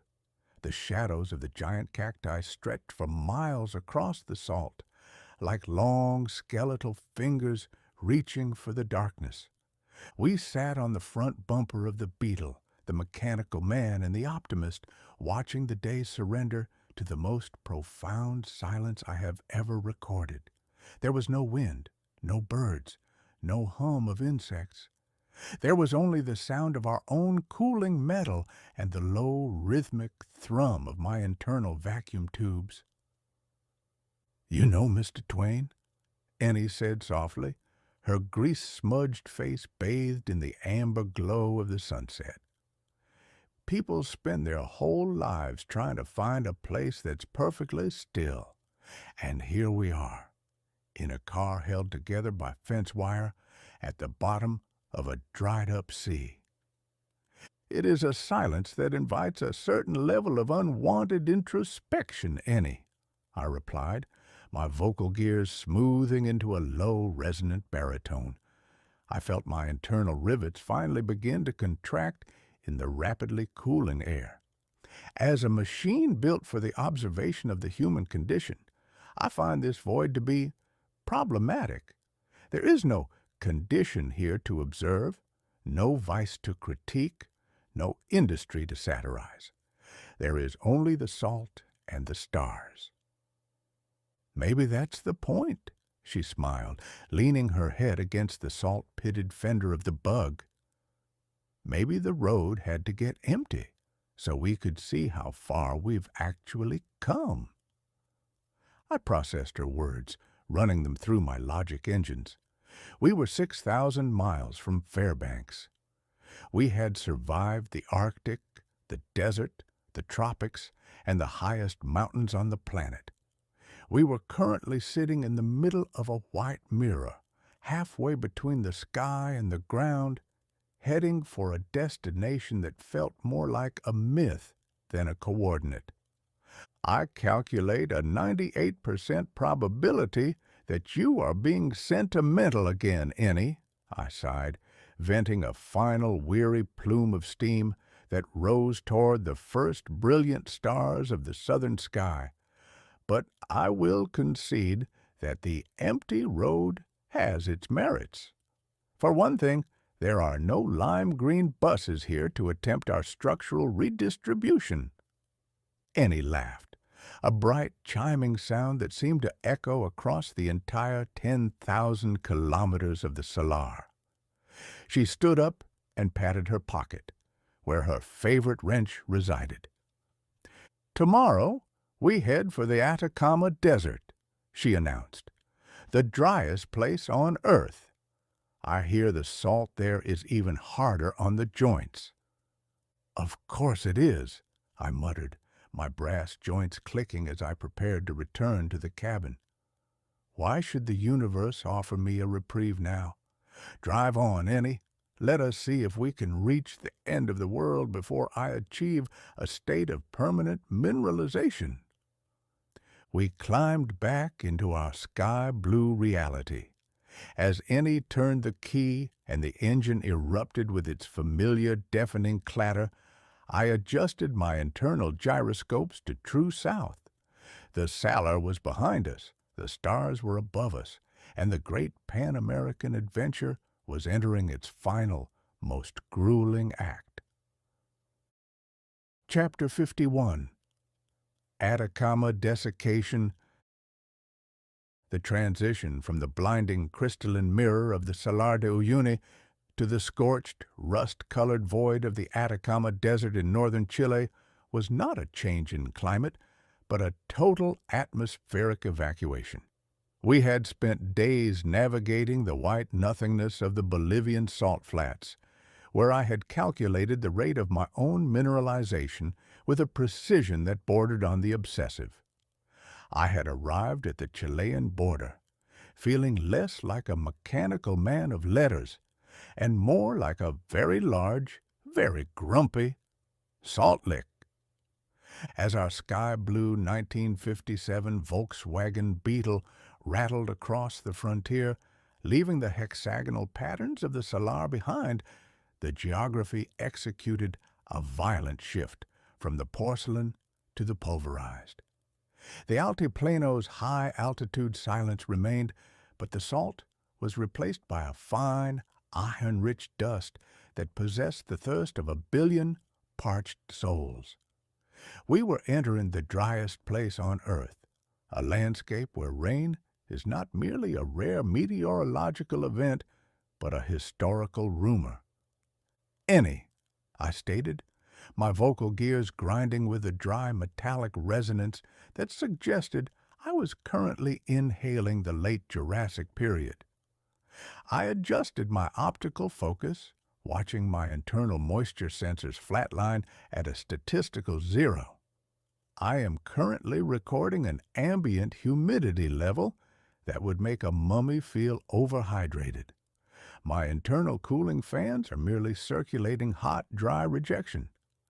I calculate a 98% probability that if we do not find a source of lubrication soon, my logic boards will spontaneously desiccate into a fine brass powder.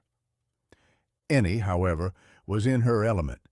She had both windows rolled down, her grease-smudged face leaning into the hot, desiccated wind.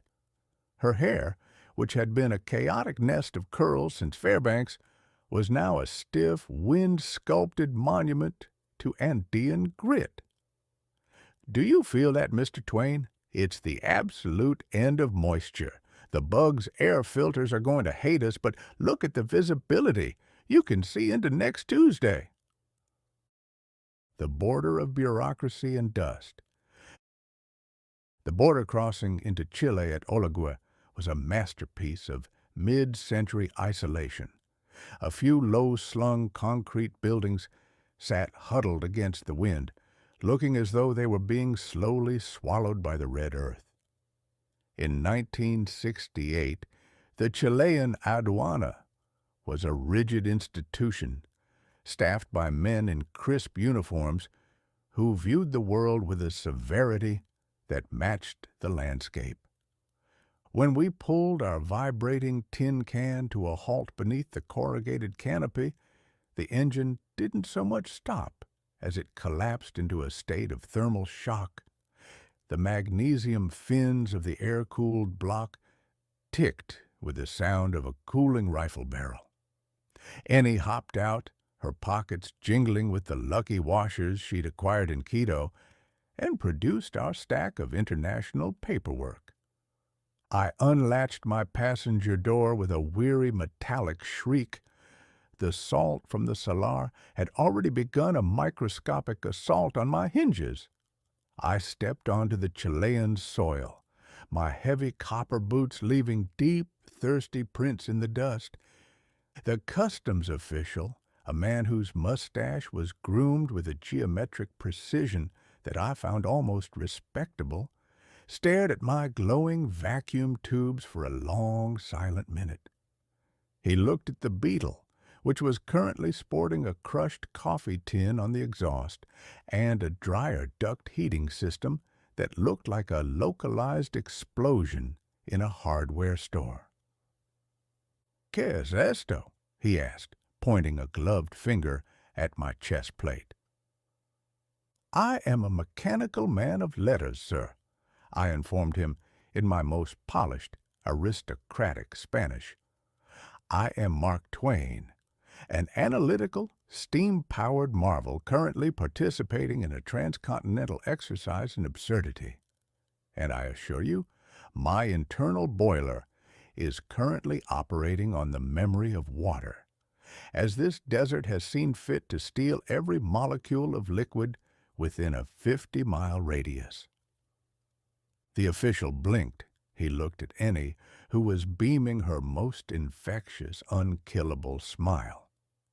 "We're driving to Ushuaia," she chirped, "the end of the road." The man sighed. the deep, resonant sigh of a bureaucrat who had just realized that there was no form in his manual for a sentient brass author and a girl in a grease-stained jumpsuit. He stamped our papers with a heavy final thump and waved us into the void. "Vayan con cuidado," he muttered. "The Atacama does not forgive." The Martian landscape. As we pushed southward toward San Pedro de Atacama, the road, if one could call a series of wind-scoured ruts a road, navigated a landscape that defied terrestrial logic. We passed through the Valle de la Luna, where the earth had been twisted into jagged, salt-streaked spires and deep, red canyons. There were no plants, no insects, no birds. It was a biological strike, a world where life had simply been voted out. "It looks like Mars, Mr. Twain," Annie yelled over the deafening clatter of the engine. The little flat four was laboring in the thin air, but it was the heat and the dust that were the true enemies now. "Look at the colors, the reds, the ochres, the purples. It's like a painting that hasn't dried yet." "It is a painting that has been baked for 10 million years, Ennie," I countered, bracing my heavy copper arms against the vibrating dashboard. I took a slow, highly pressurized draw from my mechanical cigar. The resulting plume of steam was so anemic it barely reached my bowler hat before vanishing. I am currently calculating the coefficient of static friction for these tires on this pulverized rock. The mathematics suggest that we are essentially driving on a surface composed of ground-up sandpaper. I am recording a 22% increase in the wear rate of our front kingpins. Inside the cabin, the environment was a localized catastrophe. The Atacama's sun, unfiltered by any hint of moisture or cloud, was a thermal laser directed at our uninsulated roof. My internal cooling fans were whining at a pitch that suggested they were considering immediate resignation. I sat rigidly, my brass plating searing to the touch, while Annie periodically doused her own head with our precious lukewarm drinking water just to keep her biological processors from crashing. The silence and the mechanical sob. By mid-afternoon, we pulled the Beetle into the shadow of a massive freestanding rock formation. Annie killed the ignition, and the sudden silence of the desert was absolute. It was not merely the absence of sound, it was a physical weight, a vacuum that seemed to suck the very noise out of my internal gears. "Do you hear that, Mr. Twain?" Annie whispered, her voice sounding impossibly small. "I hear a total lack of acoustic propagation, Annie," I replied, my vocal gears grinding softly. "The air is so dry and thin that it offers no resistance to sound. What you are experiencing is the sonic equivalent of a void. It is a silence that I find deeply problematic for my personality matrix. I was built for the roar of the Mississippi and the chatter of the parlor. I am not equipped for this nothingness." "I think it's peaceful," she said, leaning her head against the salt-pitted window.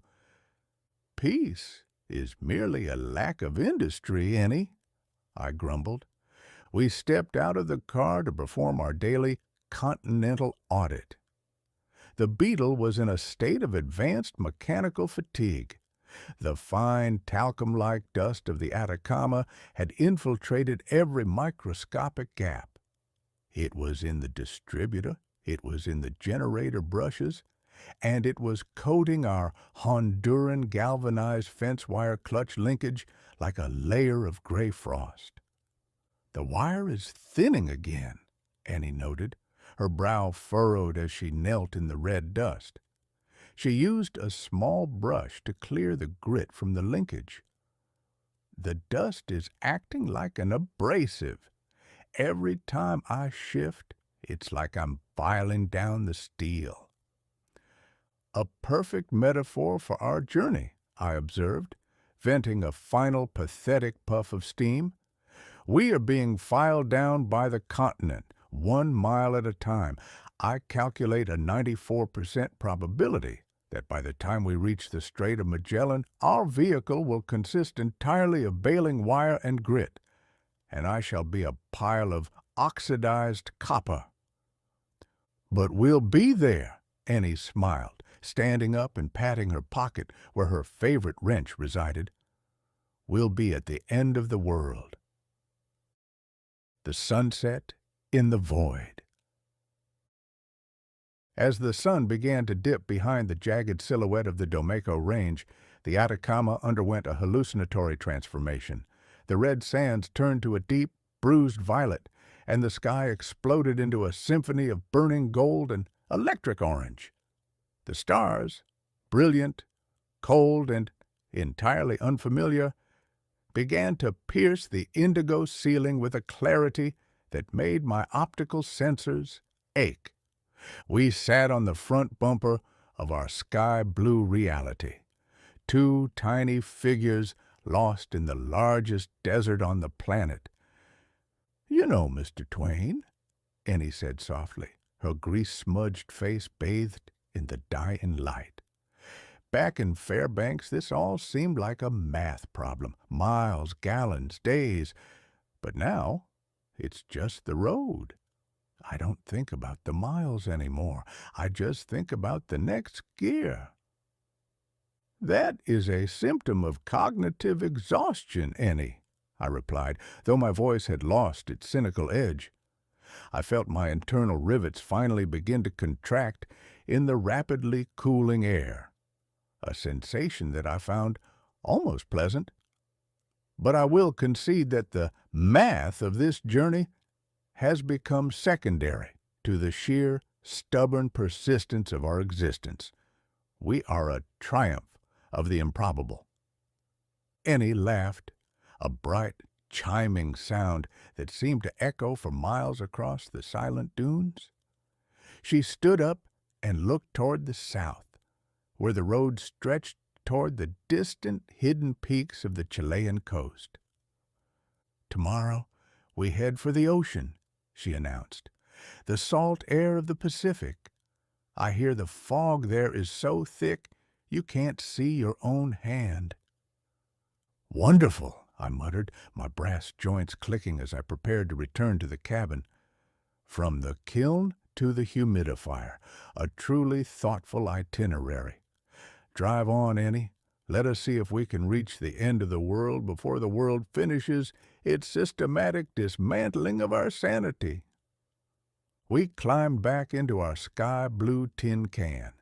As Annie turned the key and the engine erupted with its familiar deafening clatter, I adjusted my internal gyroscopes to true south.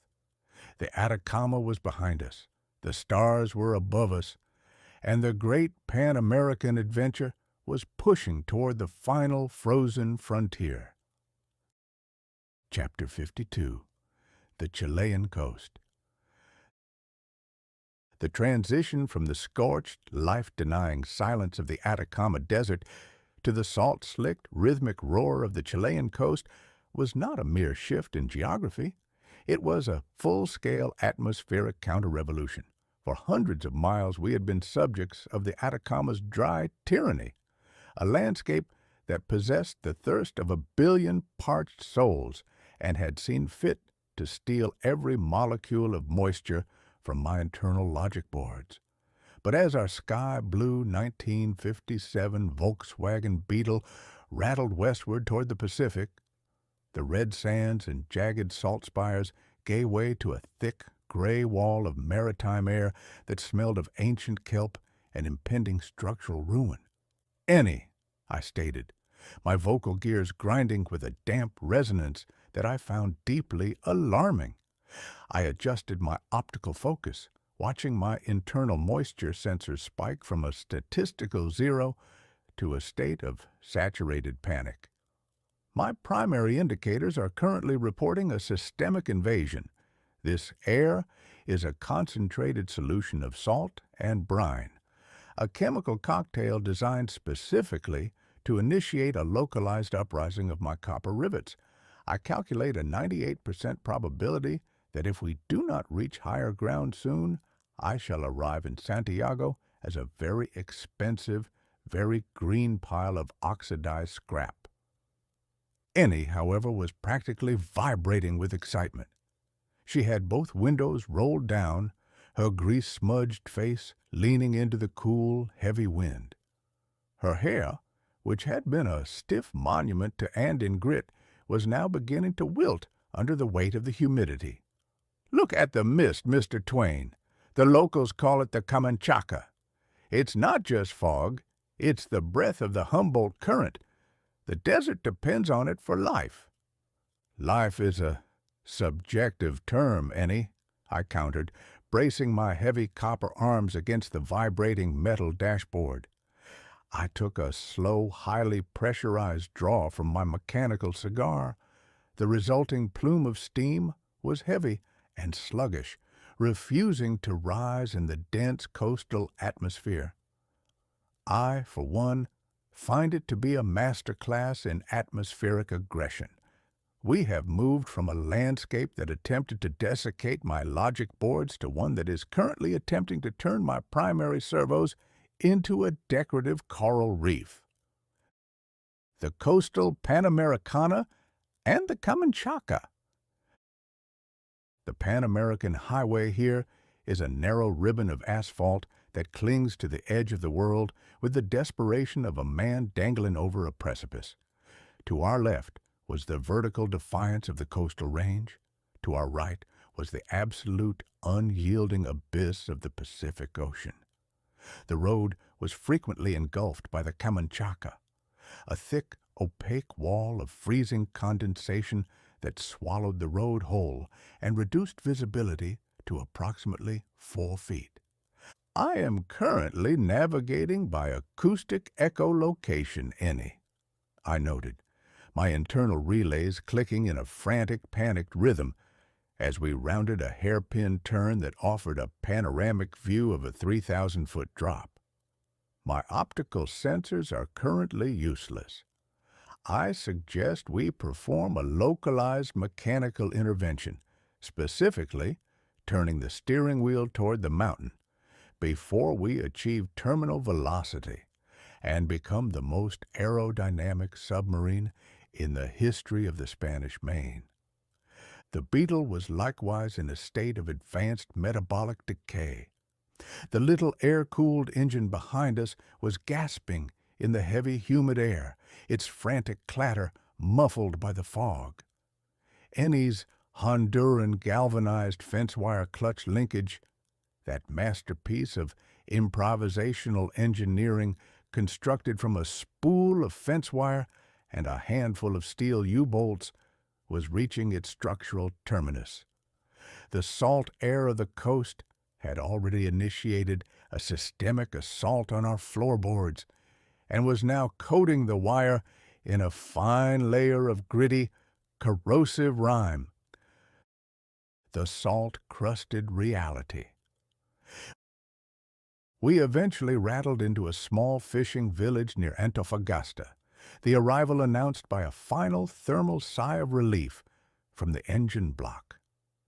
The village was a collection of weathered wooden shacks and colorful lanchas, populated by men whose skin possessed the texture of an old fan belt and whose eyes suggested they had seen every mechanical failure known to man. I unlatched my passenger door with a weary, metallic scree-clack, the hinges screaming in a pitch that suggested they were currently being digested by oxidation. I stepped onto the salt-stained pavement, my heavy copper boots leaving white, brine-filled footprints on the dark stones. I adjusted my bowler hat, which had taken on a structural stiffness usually reserved for cast iron, and took a slow, highly pressurized draw from my mechanical cigar. "Ennie," I drawled, my vocal gears grinding with a dry metallic resonance, "I am currently recording a systemic failure of my aesthetic parameters. I feel as though I have been transformed into a very large, very grumpy tea kettle that has been abandoned at the bottom of a brine tank. I calculate a 94% probability that if I do not receive a thorough buffing with beeswax and high-grade mineral oil within the hour, my primary joints will achieve a state of permanent geological fusion." Ennie laughed, already hopping out of the car to inspect the undercarriage. "Oh, we'll get you cleaned up, Mr. Twain. But look at where we are. We're officially back at the ocean. South America isn't just mountains, it's also the sea, and the bug made it. The nautical gamble and the galvanized linkage." Before we could find a place to rest, Ennie insisted on a continental audit of our sky-blue reality. We stood on the pier, the mechanical man and the optimist assimilated into the twilight ritual of the Chilean coast. Component status: observation. Honduran clutch. Critical. The galvanized wire is holding, but the salt has made the action gritty and crusty. Engine block. Oxidized. A fine layer of salt crust covers the cooling tins. Efficiency is down by 12%. Brake lines. Sensitive. The humidity has softened the pedal feel. Ennie suspects moisture in the fluid. Mark Twain. Corroded. Joint mobility restricted. Humor levels at a record low. "We're going to need a day of maintenance," Ennie announced, patting the salt-streaked hood of the Beetle. "Fresh oil, a thorough wash, and I need to find some high-temp grease for your knee joints, Mr. Twain." "I shall accept your offer of grease, Ennie," I sighed, venting a long, weary plume of steam into the humid Chilean air. "But only if you promise that our next leg of the journey involves more mountains and significantly less salt spray. I have had enough of the ocean to last me until the next industrial revolution." Twain's maritime reflection. As Ennie dived beneath the chassis with a bucket of fresh water and a rag, I stood at the edge of the seawall watching the Pacific hurl itself against the jagged volcanic rocks with a terrifying rhythmic violence. To be a mechanical man is to possess a perfect, infallible memory.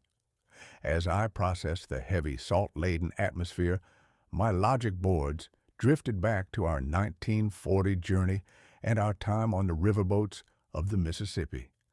"Think of it, Ennie," I mused, my voice uncharacteristically soft, the mechanical grind smoothing out into a genuine, programmed nostalgia. The original Mark Twain, Mr. Samuel Clemens, had been a steamboat pilot. He understood the water, he understood the tension between the current and the steam. But even he never had to navigate a German tin can across a continent while battling the systematic oxidation of his own shins. "Maybe," Ennie whispered, her hand tracing the Beetle's salt-pitted fender. "But he would have loved the story, don't you think? The machine and the man pushing through the fog to reach the end of the world. He would have found it to be a magnificent 12,000-mile admission of frailty," I grumbled, though I found myself adjusting my lapels in a gesture of silent respect to the ocean. "But I suppose the world requires a few fools to remind the rest of us that the laws of physics can occasionally be negotiated." The evening halt.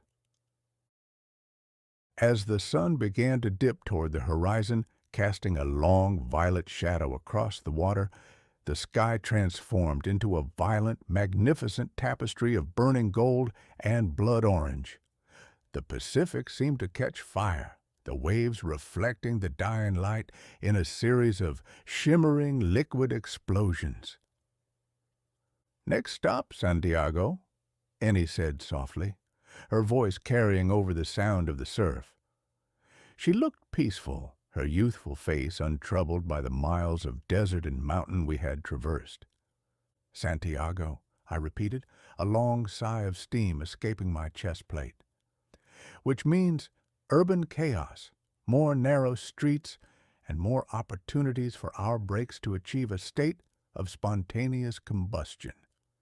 But for tonight, Ennie, I believe this particular mirage is entirely adequate." We sat there for a long time, listening to the ocean breathe before turning our backs on the Pacific and returning to our sky-blue reality. The Pan-American Highway was calling, and we had a lot of road left to cover. We had a continent to conquer, a clutch to retention, and a story that was becoming increasingly salty. Chapter 53. Santiago's Smog. Leaving the salt-slicked, rhythmic roar of the Chilean coast felt remarkably like peeling a damp, abrasive bandage off a festering wound. The humidity of the Pacific had done its work, settling into my brass joints like a malicious, invisible glue, and I was quite certain that if we didn't achieve a higher altitude and a drier atmosphere soon, my internal logic boards would begin to sprout decorative barnacles. Our sky-blue 1957 Volkswagen Beetle, currently sporting more improvisational hardware than a lunar lander and looking less like an automobile and more like a very large, very rounded block of salt, groaned as we pointed its dust-caked nose toward the interior. The transition from the maritime mist of the coast to the industrial basin of Santiago was not a gradual shift, but a total atmospheric evacuation. As we rattled away from the Pacific, the Camanchaca, that thick, opaque wall of freezing condensation, was violently replaced by a different kind of haze. It was not the breath of the Humboldt Current, but the heavy, sulphurous breath of a city in the throes of a mid-century industrial tantrum. "Ennie," I stated, my vocal gears grinding with a dry metallic resonance that suggested I was currently inhaling the late 19th century. I adjusted my optical focus, watching my internal air quality sensors flare a warning crimson. "I am currently recording a systemic failure of my primary filtration units. This air possesses the structural integrity of a poorly ventilated foundry.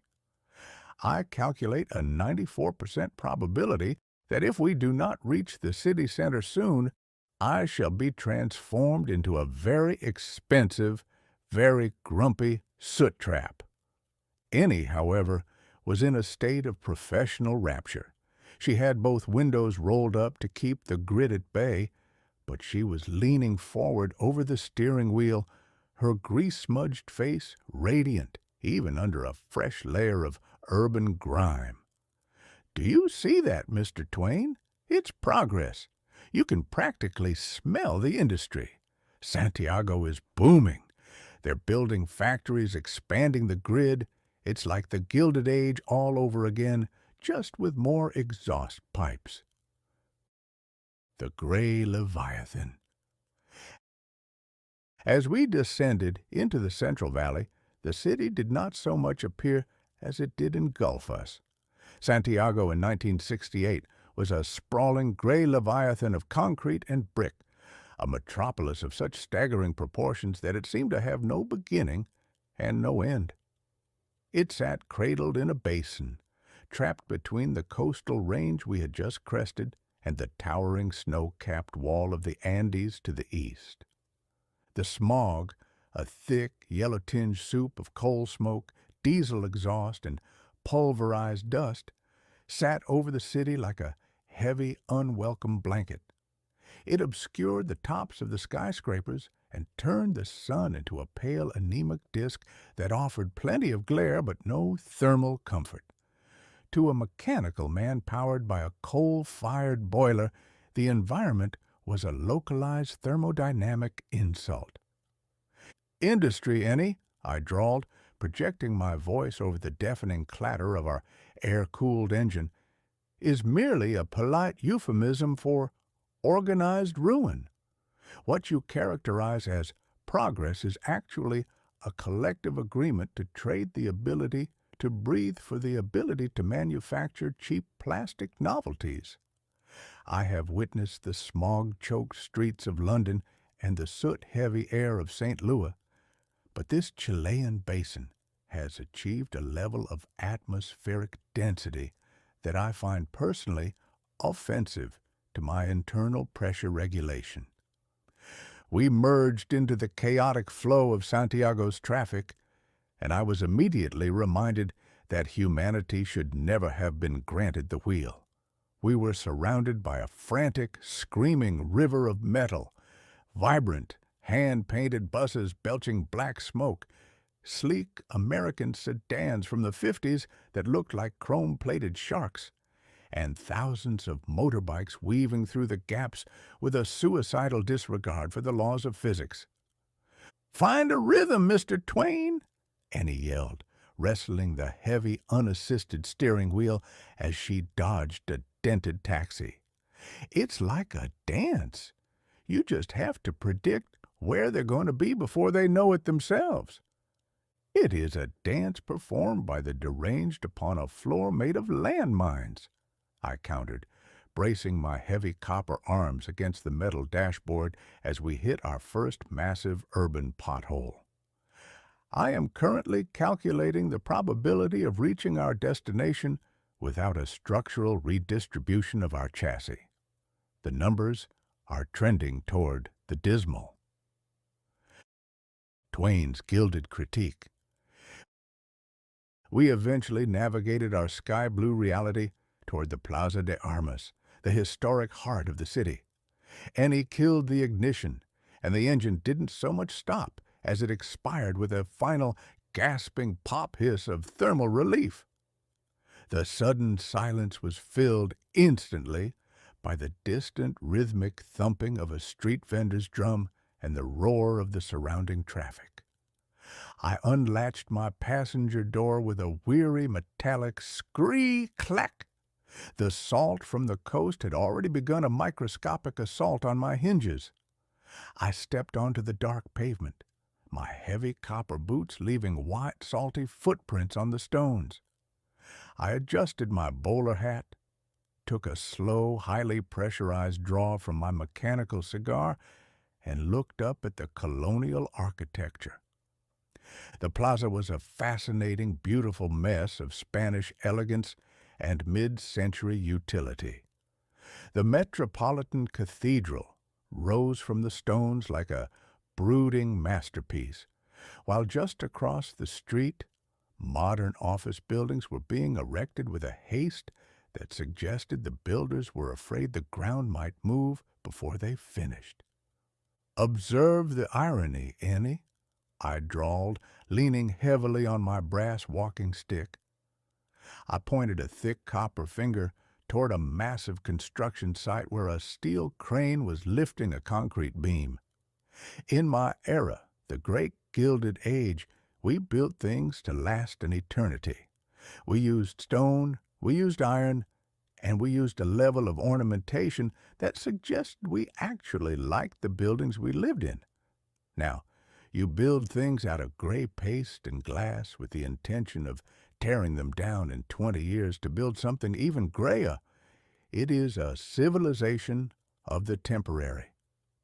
"It's not temporary, Mr. Twain. It's efficient," Annie argued, hopping out of the car and wiping a fresh streak of soot from her forehead.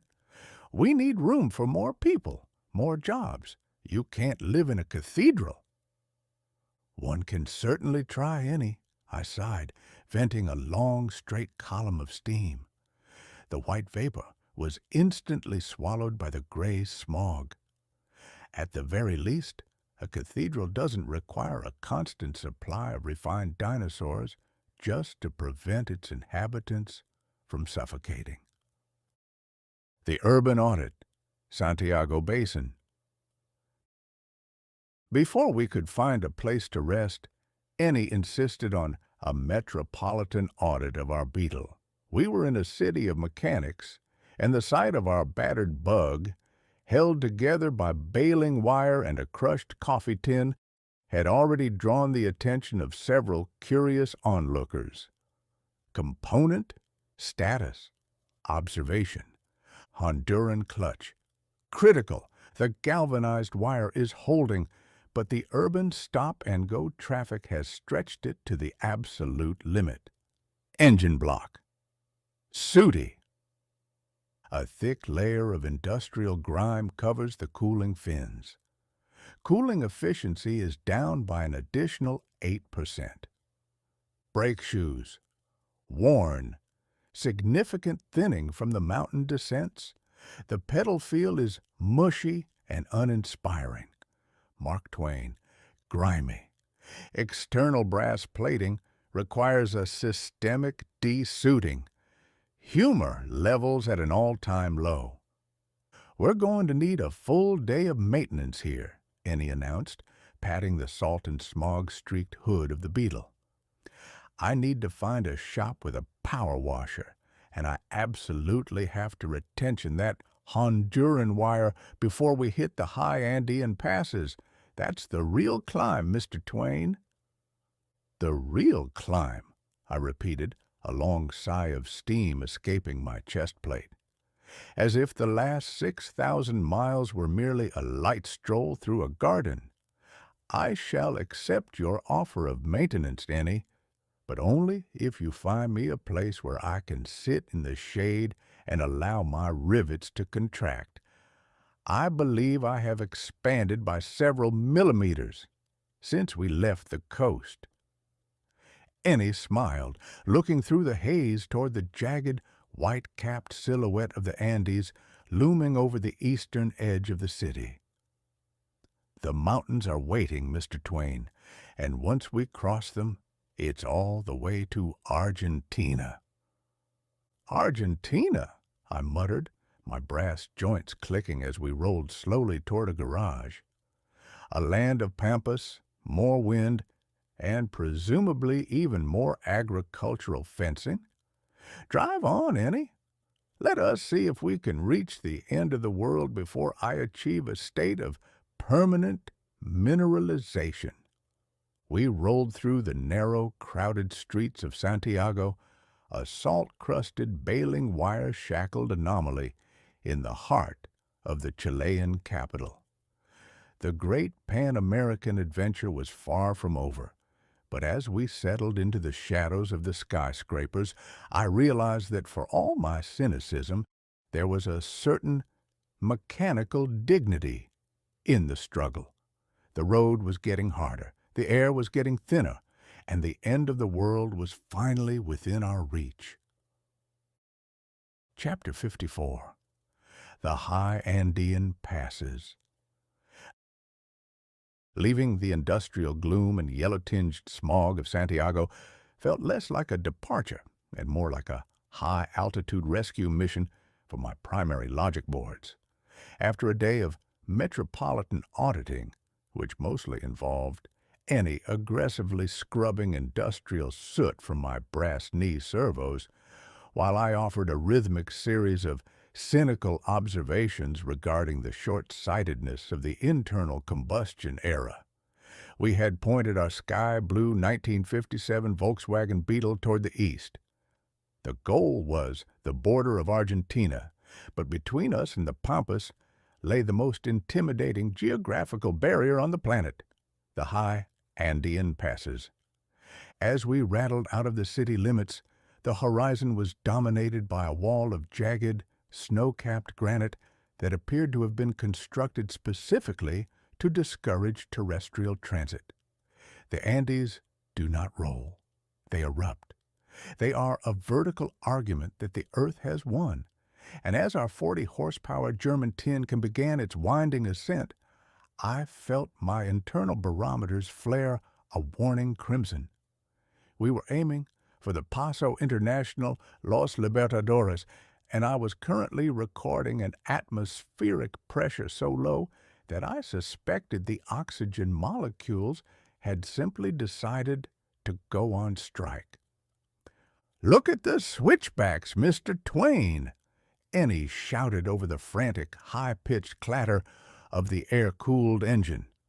She was wrestling the heavy, unassisted steering wheel with an intensity that suggested she was engaged in a wrestling match with a very stubborn bear.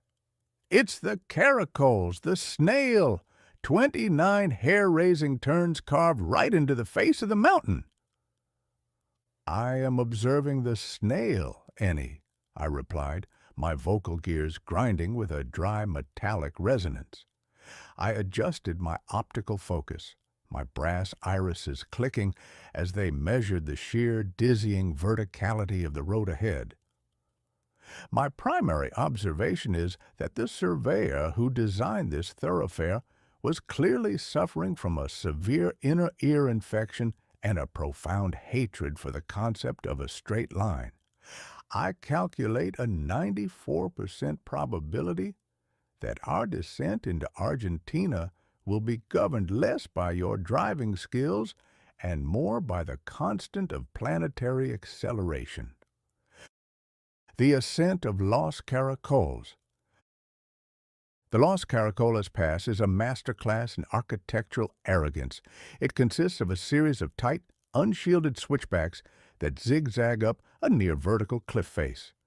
In this year of 1968, there were no guardrails of any significant structural integrity, only a series of low concrete blocks that served as a psychological comfort rather than a physical barrier. As the Beetle crawled upward in first gear, the environment inside the cabin achieved a state of thermal absurdity.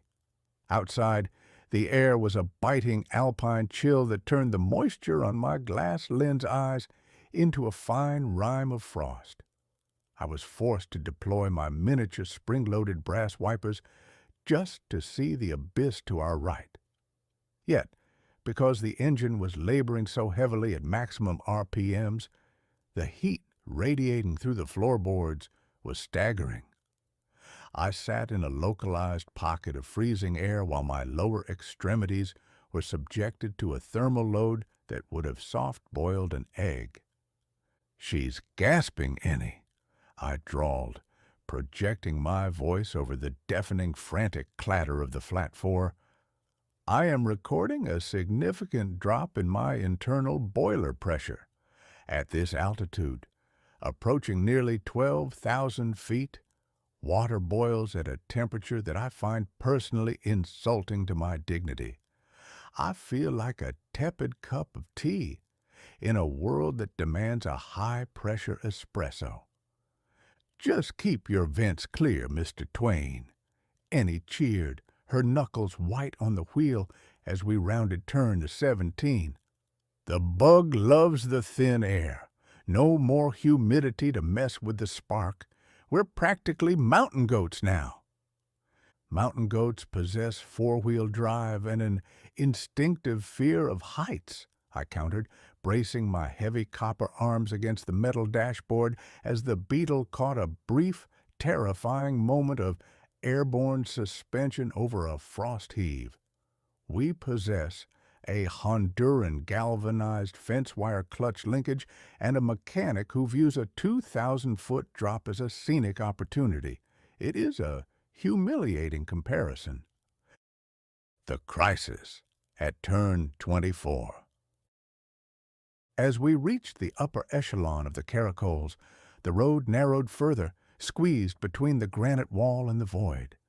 The wind had picked up, a high-altitude gale that whipped across the cliff face with a physical force, rocking our lightweight Beetle on its suspension. Suddenly, a sharp, metallic sproing echoed through the floorboards.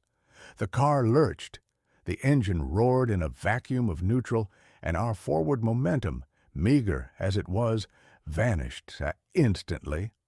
"The wire!" I barked, venting a massive, pressurized plume of steam from my mechanical cigar that completely fogged the windshield. "I told you that agricultural hardware was a temporary delusion. The Honduran experiment has reached its structural terminus." "It's not snapped!" Ennie yelled, already standing on the brake pedal with both feet to keep us from rolling backward into the abyss. "The U-bolt just slipped. The thermal contraction from the cold must have loosened the grip." We were once again a stationary ornament on a 15-degree grade, suspended in a world of ice and rock. Ennie didn't even wait for me to suggest a course of action.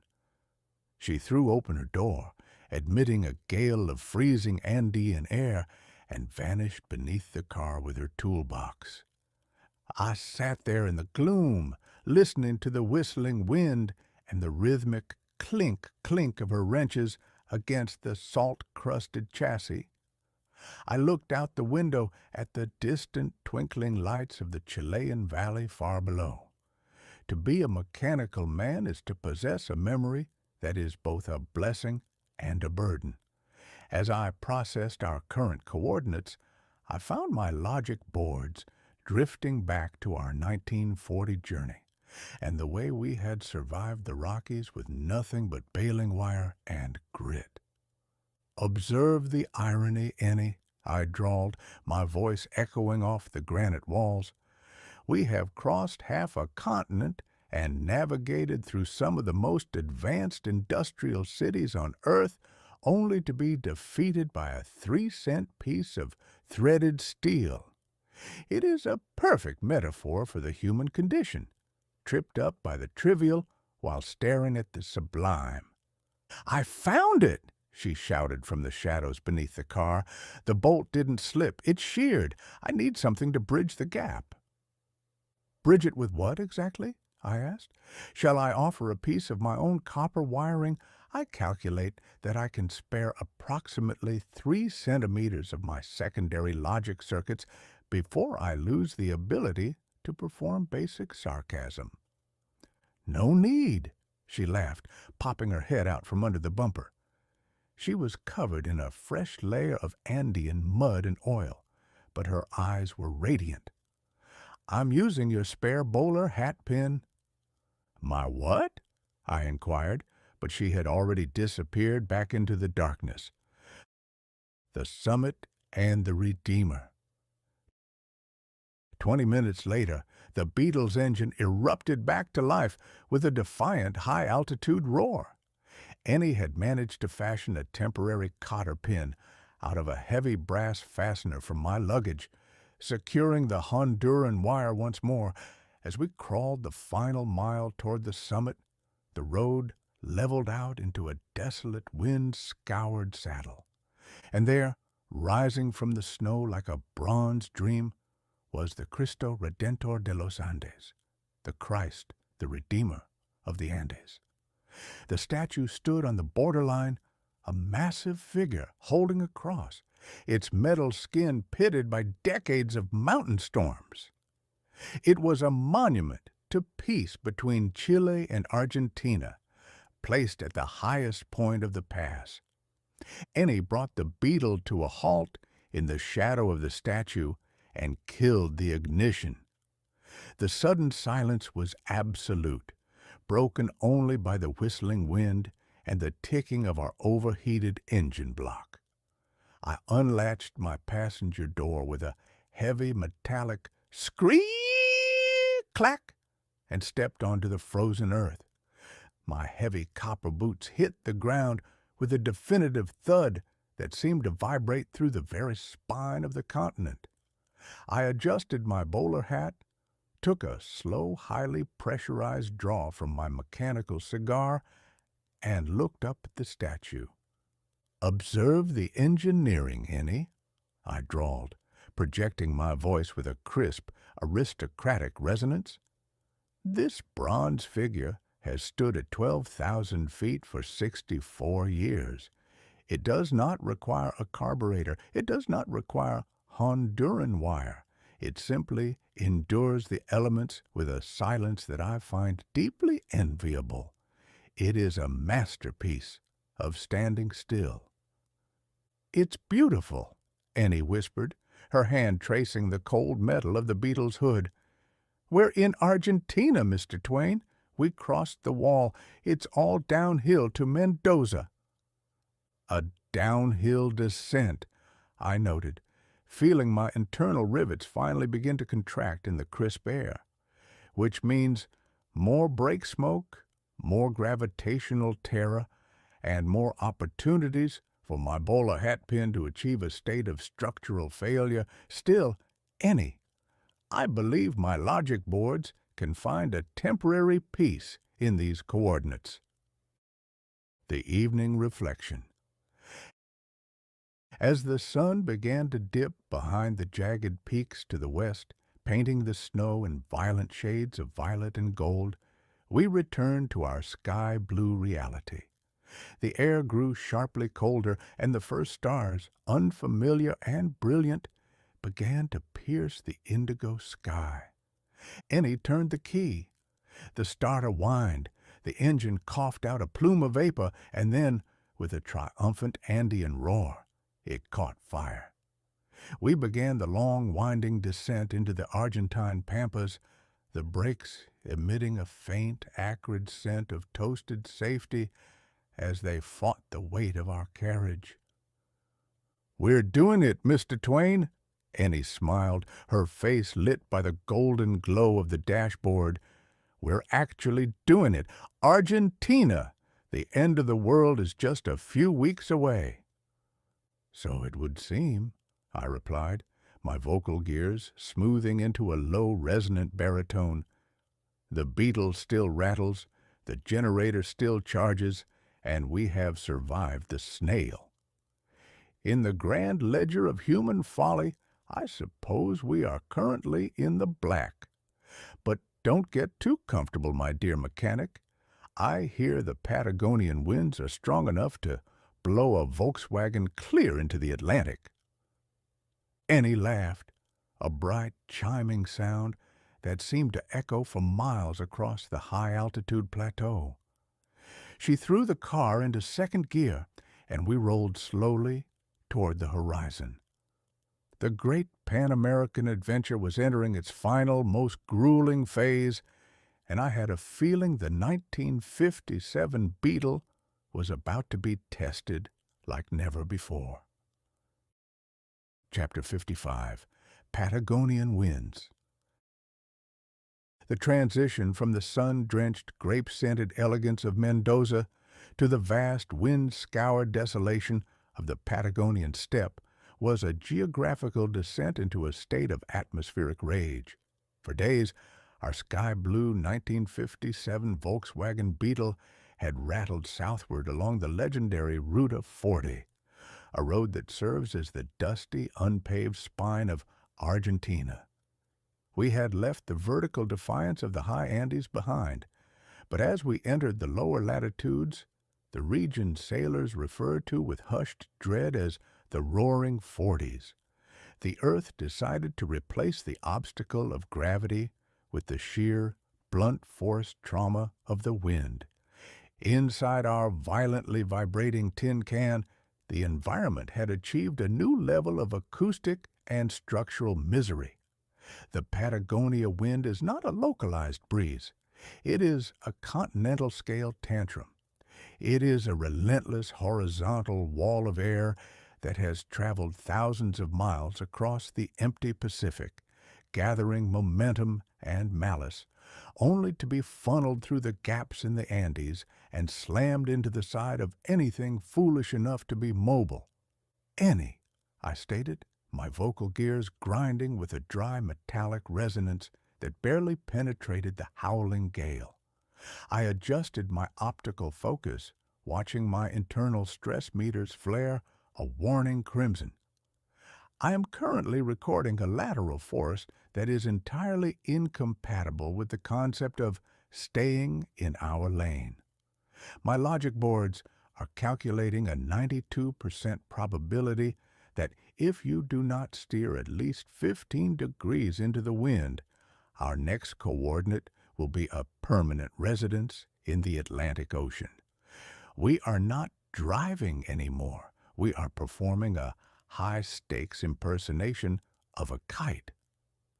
Ennie, per usual, was in a state of fierce mechanical concentration. She was white-knuckled on the steering wheel, her grease-smudged face leaning forward as if her own willpower could anchor us to the gravel. Her hair, which had long since abandoned the struggle for order, was a chaotic halo of curls and grit. "I'm crabbing, Mr. Twain. I've got the wheel turned halfway to the left just to keep us going straight. The bug is light, but she's low. We just have to keep the speed up so the wind doesn't get under us." The aerodynamics of a winged tin can. I sat rigidly in the passenger seat, my heavy brass joints practically vibrating in sympathy with the shuddering chassis. To be a mechanical man of letters is to possess an inherent well-founded distrust of any machine that unintentionally mimics the geometry of an airfoil. I adjusted my internal relays, running a fluid dynamic simulation on the vehicle's exterior. "That is the fundamental error in your logic, Ennie," I drawled, projecting my voice with a crisp, aristocratic resonance. "Observe the profile of this vehicle. In its infinite German wisdom, the manufacturer shaped the Volkswagen Beetle like a perfect, convex wing. We are currently sitting inside a low-pressure lift generator.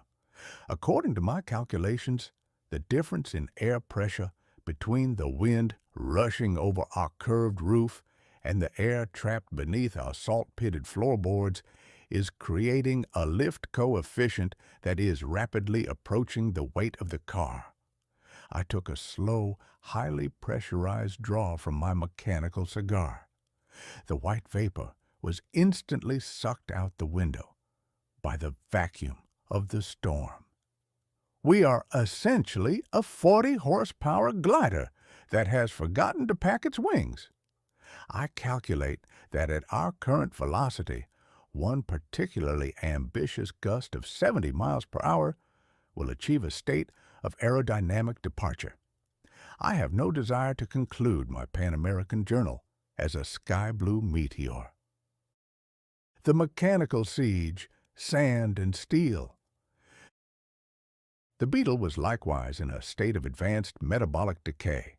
The air-cooled flat-four motor, which had recently survived the industrial soot of Santiago and the vertical switchbacks of the caracoles, was now struggling with the grit of the steppe. The wind didn't just blow air, it blew the landscape itself. A fine, abrasive mixture of volcanic dust and pulverized granite was being forced into every microscopic gap in our vehicle's weather stripping. Our Honduran galvanized fence wire clutch linkage, that masterpiece of improvisational engineering, was reaching its structural terminus. The wire had achieved a permanent set, thinning under the strain of our constant wind-resisting downshifts until it possessed the structural integrity of a frayed violin string. The grit of the steppe had infiltrated the throw-out bearing, resulting in a dry, agonizing shriek every time Ennie depressed the pedal. "The wire is screaming, Ennie," I noted, bracing my heavy copper arms against the metal dashboard as a sudden gust shoved us 2 feet toward the ditch. "I am recording a localized increase in friction that suggests we are essentially grinding our own gears into a fine powder. I suggest we perform a localized mechanical intervention, specifically stopping, before our propulsion system achieves a state of permanent, sand-infused neutral." "We can't stop here, Mr. Twain," she yelled back over the roar.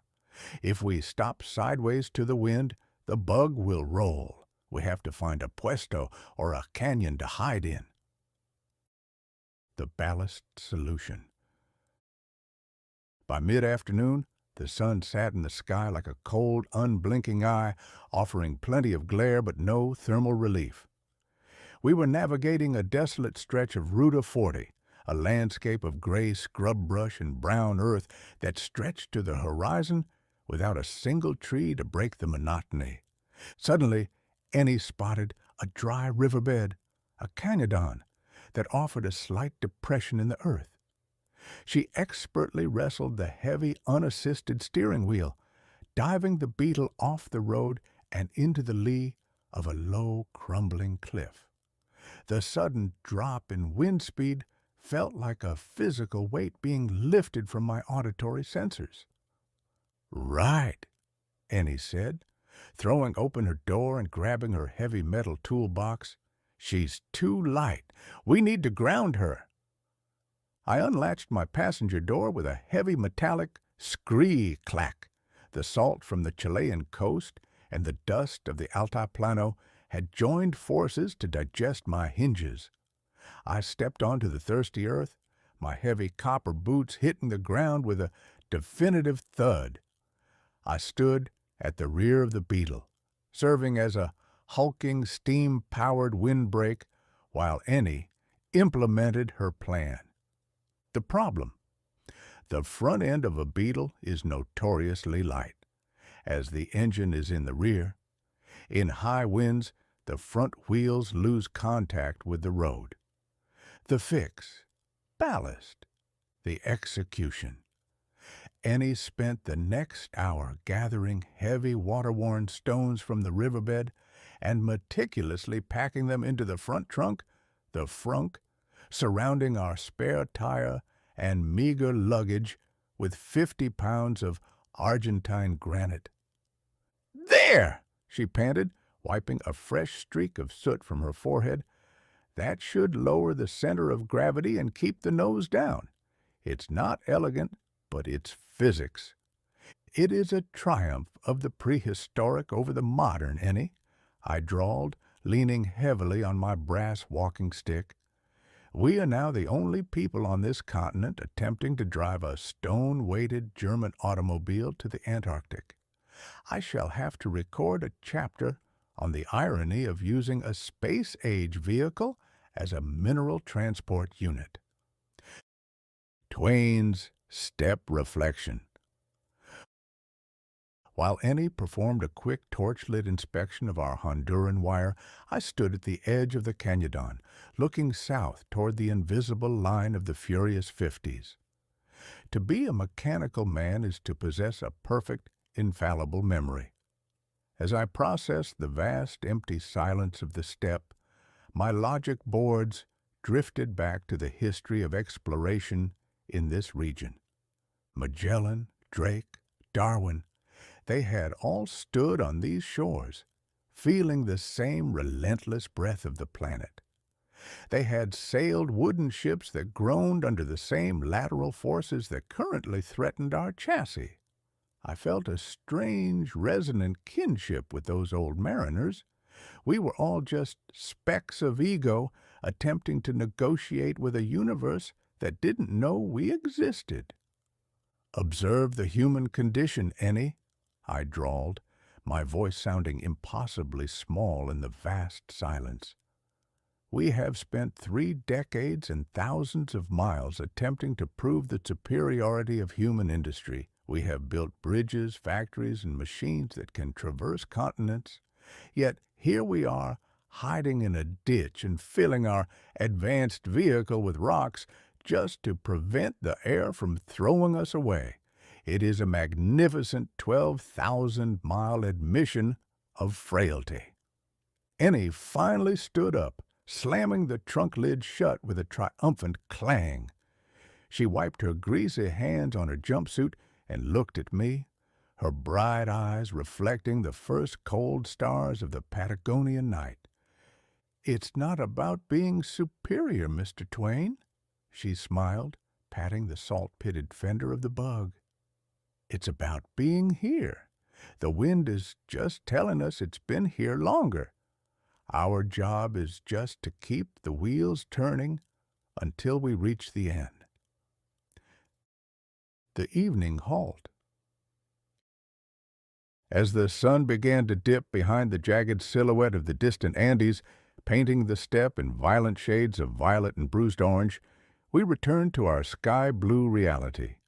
The air grew sharply colder, and the wind, though still howling overhead, seemed to respect our sunken sanctuary. Ennie turned the key.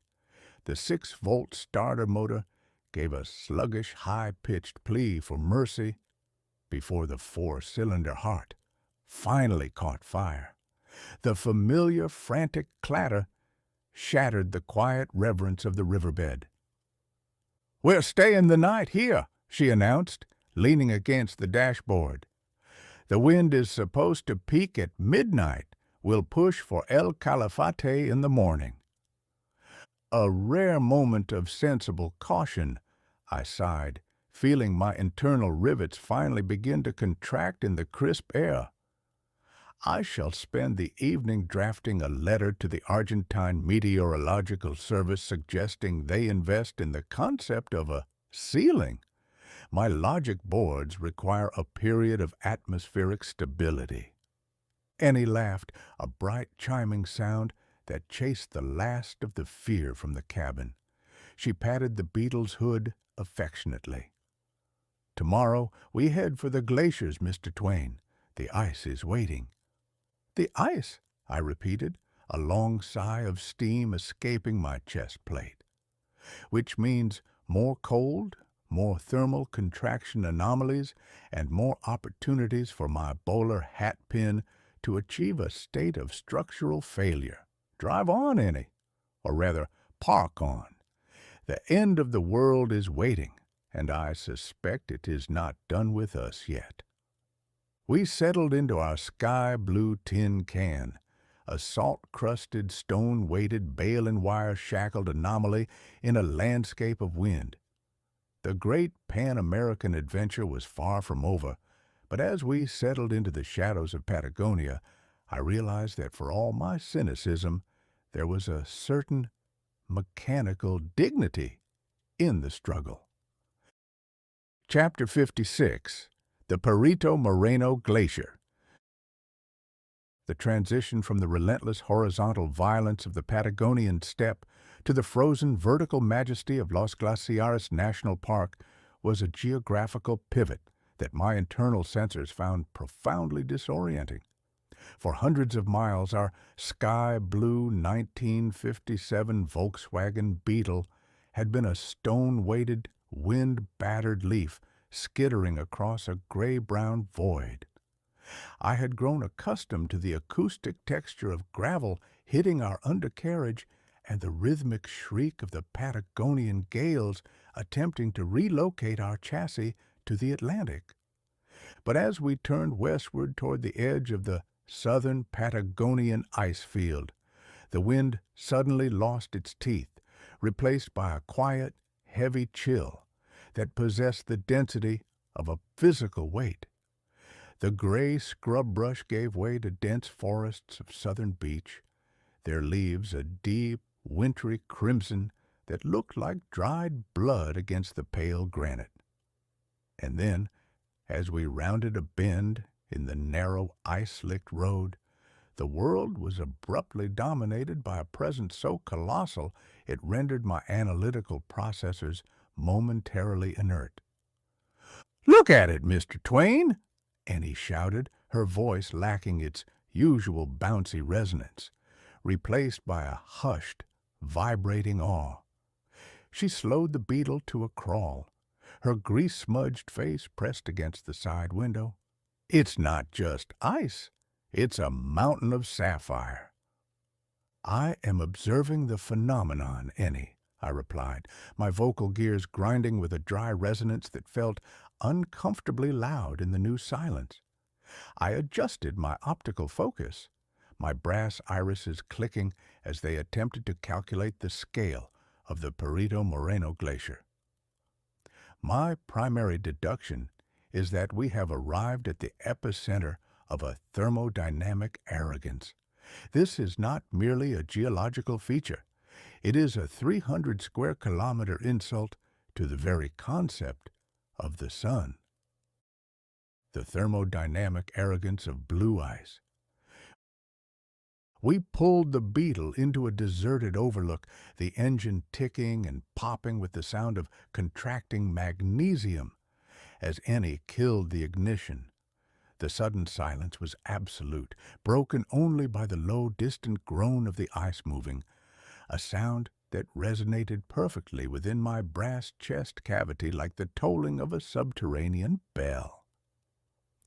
I unlatched my passenger door with a heavy metallic scree clack, a sound that now carried the distinct, raspy accent of Chilean salt and Atacama dust. I stepped onto the frozen earth, my heavy copper boots hitting the ground with a definitive thud that seemed to echo off the blue wall across the water. I adjusted my bowler hat, took a slow, highly pressurized draw from my mechanical cigar, and looked into the face of the glacier. The wall of ice rose directly from the turquoise waters of Lago Argentino, a jagged, translucent cliff of cerulean and white that reached nearly 200 feet into the air. It was a chaotic landscape of deep crevasses and razor-sharp spires, illuminated from within by a light that seemed to exist independently of the sun. "Observe the physics of the compression, Ennie," I drawled, projecting my voice with a crisp, aristocratic resonance. "This ice is so dense that it has systematically squeezed out every microscopic bubble of air. It has reached a state of molecular stubbornness where it only allows the blue spectrum of light to escape. It is a masterpiece of unyielding pressure. I find its refusal to melt in the face of our current, albeit pathetic, global climate to be a level of defiance that I find deeply enviable." Ennie leaned against the Beetle's hood, her hands tucked into the sleeves of her jumpsuit to ward off the biting chill. "It's moving, Mr. Twain. They say it advances 2 meters a day. It's not just sitting there, it's pushing. It's a slow-motion river of stone. It is a slow-motion river of impending mechanical failure," I corrected her, running a diagnostic on my own internal boiler. At this latitude and temperature, my internal pressure was struggling to maintain its high-altitude dignity. I felt like a lukewarm pot of tea in a world that demanded the high-pressure resolve of a steam locomotive. The ambient temperature is currently plummeting toward a figure that my thermometers find personally offensive. I calculate a 94% probability that if we remain stationary for more than 20 minutes, our engine oil will achieve the consistency of industrial-grade epoxy. The mechanical protest, ice and iron. As if on cue, the Beetle let out a long metallic sigh of thermal contraction. The Honduran galvanized fence wire clutch linkage, that masterpiece of improvisational engineering, emitted a sharp, crystalline ping. "The wire!" I barked, venting a massive plume of white steam from my cigar that momentarily fogged the view of the glacier. "The cold is inducing a state of molecular contraction.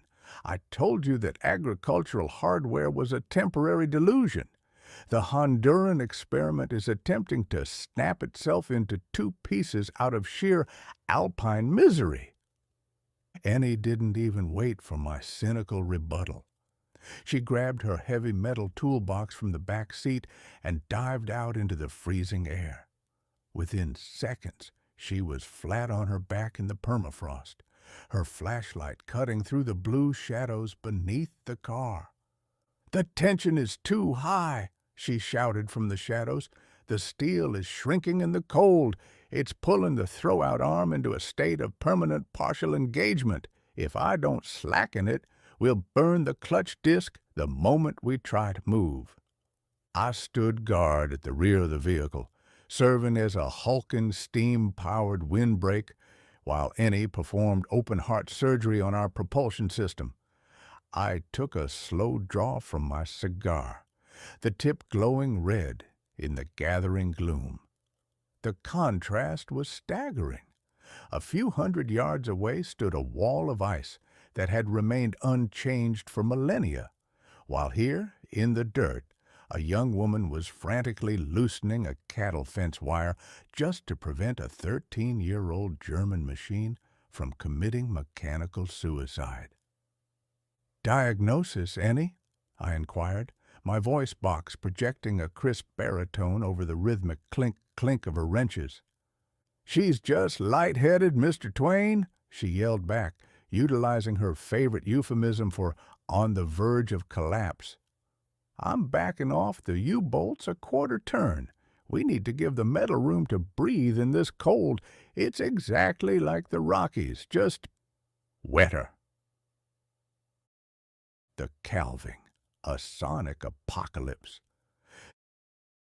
Suddenly, a sound like a heavy artillery barrage shattered the silence. It was a sharp, concussive crack that seemed to originate from the very center of the ice wall, followed by a low-frequency rumble that vibrated through my heavy copper feet. A massive slab of ice the size of a 10-story building began to detach itself from the face of the glacier. It moved with a terrifying slow-motion grace, sliding away from the mother ice and plunging into the turquoise water with a roar that I can only describe as a sonic apocalypse. A colossal wave of white foam and frigid water erupted skyward, drenching the nearby rocks and sending a mist of ice crystals toward our overlook. Ennie scrambled out from under the car, her eyes wide with absolute, unrestrained wonder. "Did you see that? Mr. Twain, did you see the energy in that fall? Thousands of tons of ice just letting go." "I am currently recording a localized seismic event, Ennie," I drawled, though I found myself adjusting my bowler hat in a gesture of silent, mechanical respect. It was an impressive display of gravitational inevitability, but I would point out that the resulting wave has just doused our rear bumper in fresh moisture. I calculate a 98% probability that if we do not move within the next 5 minutes, our brake drums will achieve a state of permanent ice bonding. Twain's glacial reflection. We spent another hour at the overlook, allowing the Beetle's oil to warm up and my internal pressure to stabilize as Ennie performed a final ice audit of our systems. I stood at the railing, looking toward the distant, jagged horizon where the ice field stretched toward the Pacific. To be a mechanical man is to possess a memory that is both a blessing and a burden. As I processed the staggering scale of the glacier, my logic boards drifted back to the original Mark Twain, Mr. Samuel Clemens, and his observations on the unyielding nature of the river. He had written of the Mississippi as a law unto itself, a power that could not be tamed by the puny ambitions of men. Standing here in the shadow of the Moreno, I realized that the glacier was the ultimate law. It was a machine that required no maintenance, no baling wire, and no fuel. It simply existed, processing time into stone and stone into ice. "Think of it, Ennie," I mused, my voice sounding uncharacteristically soft in the thin, frozen air. "We have crossed a continent and navigated through some of the most hostile environments on the planet. We have used aluminum foil to fight the desert and fence wire to fight the mountains. We have fought for every mile. And yet, this wall of ice has been moving at 2 meters a day for 3,000 years, entirely indifferent to our struggle. It is a magnificent 12,000-mile admission of human frailty." Ennie finally stood up, slamming the engine deck lid shut with a triumphant echoing clang. She wiped her greasy hands on her jumpsuit and looked at me, her bright eyes unclouded by my cynicism. "It's not an admission of frailty, Mr. Twain," she smiled, patting the Beetle's salt-pitted hood. "It's a witness. The ice stays here to remind us where we've been, and we keep moving to show the world where we can go. You need both to have a story." The final push to the straits. As the sun began to dip behind the jagged peaks to the west, painting the glacier in violent shades of violet and gold, we returned to our sky-blue reality. The air grew sharply colder, and the first stars, unfamiliar and brilliant, began to pierce the indigo sky. Ennie turned the key. The 6-volt starter motor gave a sluggish, high-pitched plea for mercy before the 4-cylinder heart finally caught fire. The familiar, frantic clatter shattered the quiet reverence of the glacier once more. We began the slow crawl back toward Ruta 40, the Honduran wire clicking into gear with a newfound chilled precision. "We're doing it, Mr. Twain." Annie smiled, her face lit by the golden glow of the dashboard. "The Strait of Magellan is next. We're actually going to reach the end of the road." "So it would seem," I replied, my vocal gears smoothing into a low, resonant baritone. "The Beetle still rattles, the generator still charges, and we have survived the ice trap. In the grand ledger of human folly, I suppose we are currently in the black. But don't get too comfortable, my dear mechanic. I hear the waters of the strait are cold enough to freeze a brass author solid in 3 seconds. I suspect our nautical gamble is far from over." Annie laughed, a bright chiming sound that seemed to echo for miles across the frozen landscape. She threw the car into second gear, and we rolled slowly toward the southern horizon. The great Pan-American adventure was entering its final, most grueling phase, and I had a feeling the 1957 Beetle was about to be tested like never before. Chapter 57. The Strait of Magellan. The transition from the frozen, towering sanctuary of the Perito Moreno Glacier to the wind-whipped, brine-soaked edge of the Strait of Magellan was less of a geographical descent and more of a total atmospheric betrayal. For days, our sky-blue 1957 Volkswagen Beetle had been a stone-weighted, baling wire-shackled anomaly skittering across the gray-brown void of the Patagonian steppe. I had resigned myself to a life of two-dimensional desolation, my internal logic board safely insulated by the absolute lack of moisture in the high-altitude air. Then, as we approached Punta Delgada, the horizon simply vanished into a wall of slate-gray water that seemed to be actively seeking a confrontation with the continent. We had reached the end of the mainland. Beyond the front bumper lay the strait, a shifting liquid treachery that has successfully defeated every engineering corps since the Spanish conquest. "Ennie," I stated, my vocal gears grinding with a damp resonance that I found deeply alarming. I adjusted my optical focus, watching my internal moisture sensor spike from a state of desiccated peace to a saturated panic. "I am currently recording a systemic failure of my aesthetic parameters. This environment is a universal solvent dedicated to the slow, systematic oxidation of my structural integrity.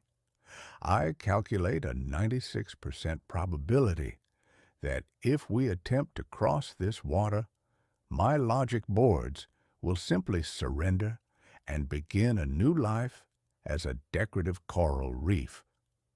Annie, however, was in her element. She had the windows rolled all the way down, the hot, dry wind of the steppe replaced by a freezing, salt-laden gale that whipped her hair into a chaotic nest of curls and grit. "It's not a reef, Mr. Twain. It's a ferry.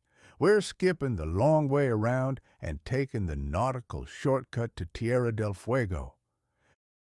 The waiting line at Punta Delgada."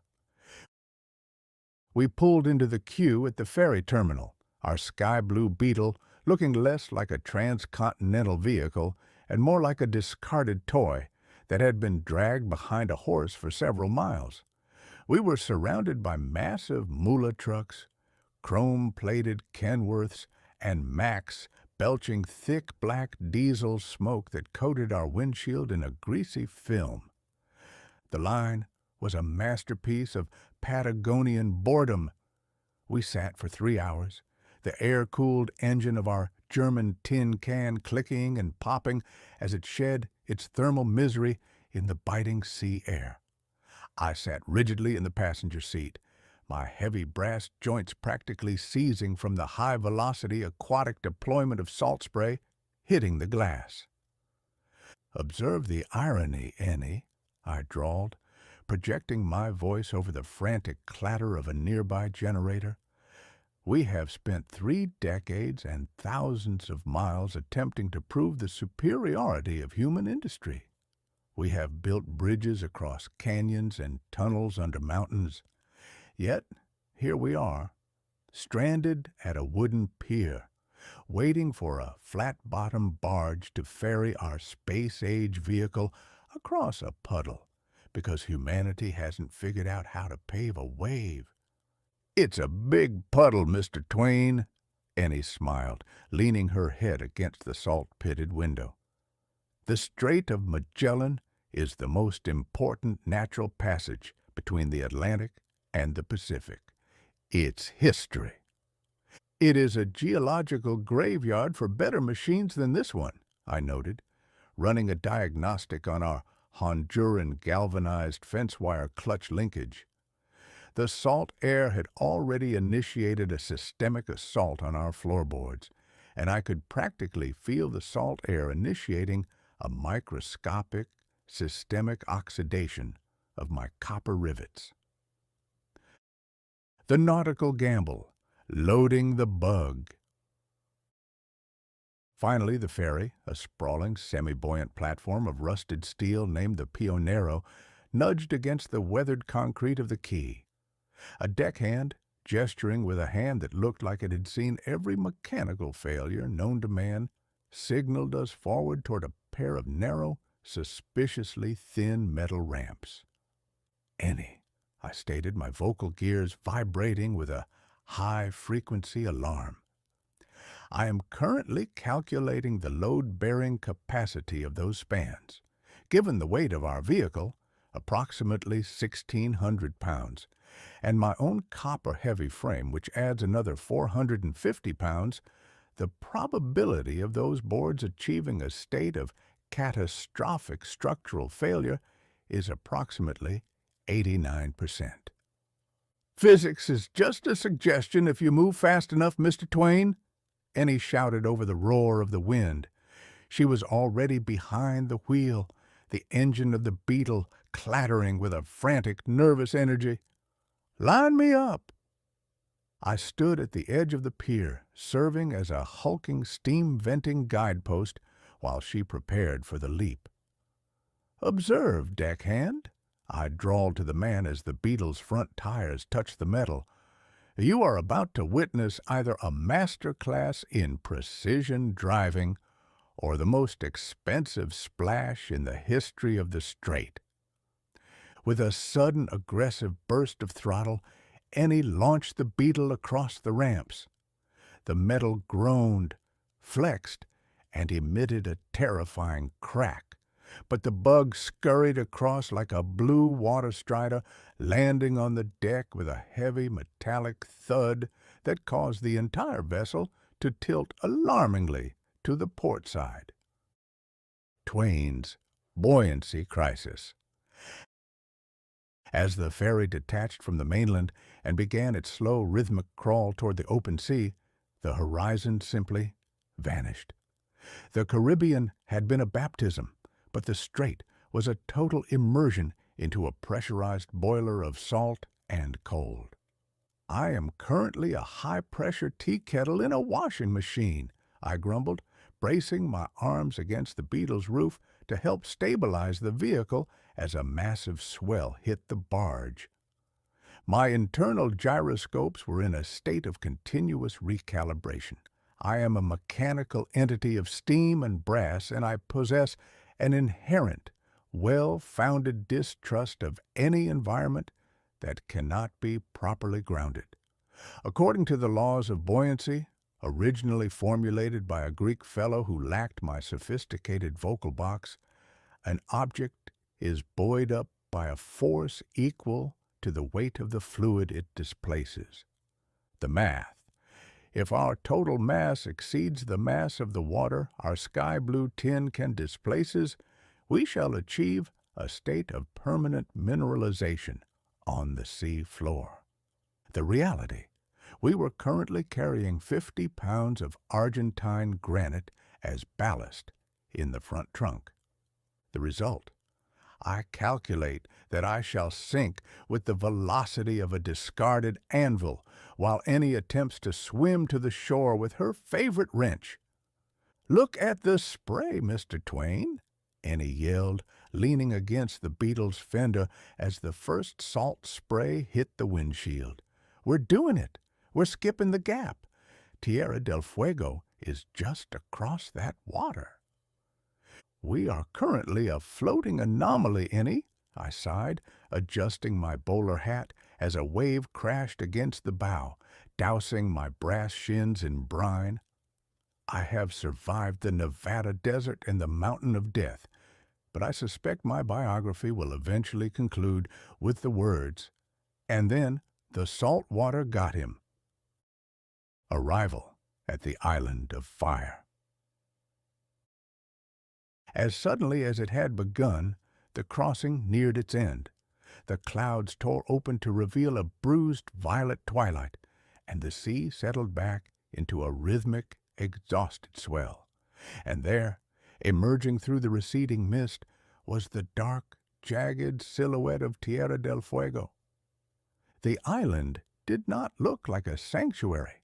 It looked like a vertical tapestry of soaring volcanic peaks and deep, mist-shrouded ravines, a landscape designed for the displacement of machines and the discouragement of men.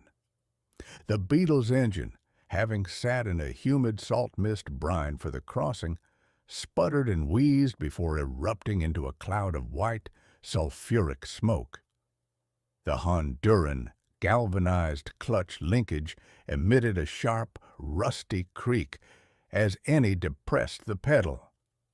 "She's alive, Mr. Twain!" Ennie cheered, her voice ringing out over the rhythmic calling of the deck workers. She was currently a chaotic tableau of dried sea salt, engine grease, and pure, unadulterated triumph. I unlatched my passenger door, the brass hinges screaming in a pitch that suggested they were currently being digested by oxidation. I stepped onto the solid, unmoving stones of the island, my heavy copper boots leaving white, salty footprints on the dark pavement. "Ennie," I drawled, venting a final, weary plume of steam that rose toward the unfamiliar southern stars. "I am currently 60% rust and 40% indignation, but I suppose I can postpone my structural collapse for one more island. Drive on, Ennie. Let us find the end of the world before the world finishes its systematic dismantling of my sanity." We rolled slowly off the ferry and onto the gravel of Tierra del Fuego. The great Pan-American adventure was entering its final, most grueling phase, and I had a feeling the 1957 Beetle was about to be tested like never before. Chapter 58. Tierra del Fuego. The transition from the shifting, brine-soaked deck of the Pionero to the unyielding, wind-scoured gravel of Tierra del Fuego was a sensory shift from the liquid to the jagged. For weeks, our sky-blue 1957 Volkswagen Beetle had been a vibrating speck on a continental anvil, surviving the vertical malice of the Andes and the horizontal rage of the Patagonian gales. But as we rolled off the ferry and onto the island of fire, the geography seemed to have synthesized every previous hardship into a singular, final gauntlet of geological hostility. Directly ahead, the landscape of the archipelago unfolded as a vertical tapestry of soaring volcanic peaks and deep, mist-shrouded ravines. It was a world designed for the displacement of machines and the discouragement of men, a place where the earth itself appeared to be in a state of permanent, icy mourning. "Annie," I stated, my vocal gears grinding with a dry resonance that I found deeply compatible with the desolate surroundings. I adjusted my optical focus, watching my internal moisture sensors settle into a state of resigned oxidation. I am currently recording a systemic failure of my aesthetic parameters. We have reached the final archipelago of the continent, and I find the nomenclature to be a profound disappointment. Where is the fire? My sensors are recording a temperature that suggests the sun has officially abandoned this coordinate. I calculate a 96% probability that Tierra del Fuego is merely a morbid joke perpetrated by 16th century cartographers. Annie, however, was in her element, her grease-smudged face radiant with the thrill of the final stretch. She had the windows rolled up against the biting wind, but she was leaning over the steering wheel with a look of pure, unadulterated triumph. "It's not a joke, Mr. Twain. Magellan named it for the fires of the Yagan people he saw along the coast. It's the spirit of the place. We're on the last island. Ushuaia is less than 300 miles away." Distance is a relative concept when your propulsion system is held together by agricultural fencing, Annie, I replied, venting a long, weary plume of steam that rose toward the unfamiliar southern stars. The mechanical exhaustion of the archipelago. The Beetle was likewise in a state of advanced metabolic decay. Having sat in a humid salt mist brine for the crossing of the strait, the engine now sputtered and wheezed before erupting into a cloud of white, sulfuric smoke. The Honduran galvanized fence-wire clutch linkage emitted a sharp, rusty creak every time Annie depressed the pedal. The salt air of the coast had initiated systemic assault on our floorboards, and I could practically feel the microscopic, systemic oxidation of my copper rivets. Inside our rolling convection oven, the atmosphere was a familiar, suffocating blend of hot vinyl, vaporized 30-weight motor oil, and the sharp tang of the sea. Our improvised cabin heater, the bypass of aluminum dryer ducting mated to the exhaust headers, was still pumping its relentless, oily warmth onto my brass shins, though the Arctic air of the Fuego was fighting a losing battle against the heat. "The wire is stretching again, Mr. Twain," Annie noted, her brow furrowed with professional concern as we navigated a particularly steep, gravelly incline near San Sebastian. The salt from the ferry crossing made it brittle. I can feel the grit in the pedal. We need to be gentle with the shifts if we're going to make it over the Paso Garibaldi.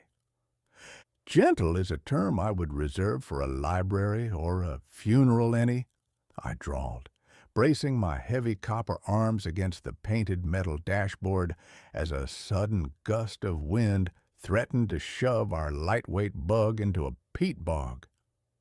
Currently, our propulsion is a triumph of hope over the undeniable laws of metallurgy. I am recording a level of structural fatigue in my own knee joints that suggests I am currently 60% rust and 40% indignation. The flag trees and the end of logic. As we pushed further south, the road traced a lonely trajectory through a landscape that defied terrestrial logic. We passed through groves of Nothofagus trees, the legendary flag trees of the South. Because of the relentless one-directional fury of the wind, the trees grew horizontally. Their branches swept to the side like frozen banners of desperate green. "Observe the biological adaptation, Ennie," I drawled, projecting my voice with a crisp, aristocratic resonance. I adjusted my bowler hat, the brass hinges of my arms clicking softly. These organisms have spent centuries growing in a landscape that possesses the temperament of a localized hurricane. They have surrendered the ambition of the vertical in exchange for the safety of the horizontal. It is a masterpiece of dynamic surrender. I find their refusal to stand upright in the face of this environment to be a level of wisdom that I find deeply enviable. Ennie slowed the rattling beetle to a crawl as we passed a particularly gnarled specimen. "I think they're beautiful, Mr. Twain. They're like our bug. They've been shaped by the road. You can't reach the end of the world without losing a little paint or bending a few branches." "A sentimental observation," I grumbled, though I found myself adjusting my lapels in a gesture of silent, mechanical respect to the trees. "But I suspect you would find the shaping significantly less romantic if your branches were currently being digested by saltwater oxidation." Twain's Gilded Reflection, the Finis Terrae. We eventually pulled the gasping beetle to a halt near the shores of Lago Fagnano, the engine ticking and popping with the sound of contracting magnesium as Ennie killed the ignition. The lake was a vast, cold expanse of slate-gray water flanked by the snow-capped peaks of the Darwin Range. The sun sat low in the sky, a pale, anemic disk that offered plenty of glare but no thermal comfort. I unlatched my passenger door with a heavy metallic scree-clack, a sound that now carried the distinct raspy accent of 13 nations' worth of road grit. I stepped onto the ancient stones, my heavy copper boots hitting the pavement with a definitive ringing thud that seemed to resonate through the very foundations of the archipelago. I adjusted my bowler hat, took a slow, highly pressurized draw from my mechanical cigar, and looked toward the south. To be a mechanical man is to possess a perfect, infallible memory. As I processed the staggering scale of the Fuego landscape, my logic boards drifted back to the great journey narratives of human history. I thought of Dante navigating the final circles of his own vertical labyrinth, and of the explorers who had looked at these same peaks and wondered if the world simply stopped here. "Think of the concept of end, Ennie," I mused, my voice uncharacteristically soft in the thin, frozen air. "For 12,000 miles we have chased a coordinate. We have fought carburetor ice in the Arctic, vapor lock in the desert, and high-altitude respiratory distress in the Andes. We have used baling wire and kitchen tins to maintain a state of forward momentum. And now we are on the final island, the Finis Terrae.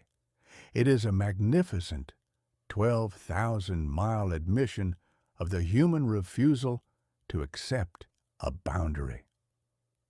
Ennie finally stood up from her ice audit of the Beetle's undercarriage, slamming the engine deck lid shut with a triumphant echoing clang.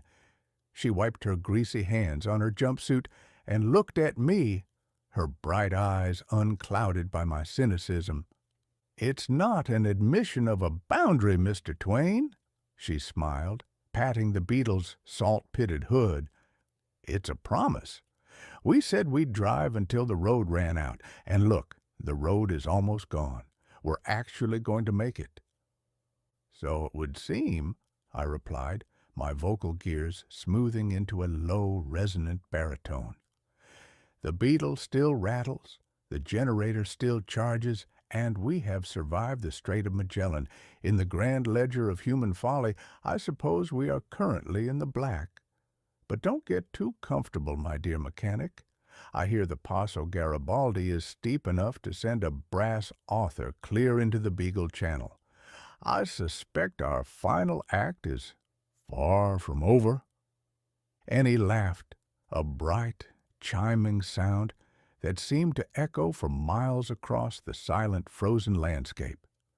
She threw the car into first gear, and we rolled slowly toward the southern horizon. The great Pan-American adventure was entering its final mile, and I had a feeling the 1957 Beetle was about to be tested like never before. Chapter 60. Fin del Mundo. The transition from the final urban sprawl of Ushuaia to the primeval silence of Tierra del Fuego National Park was a journey into the absolute.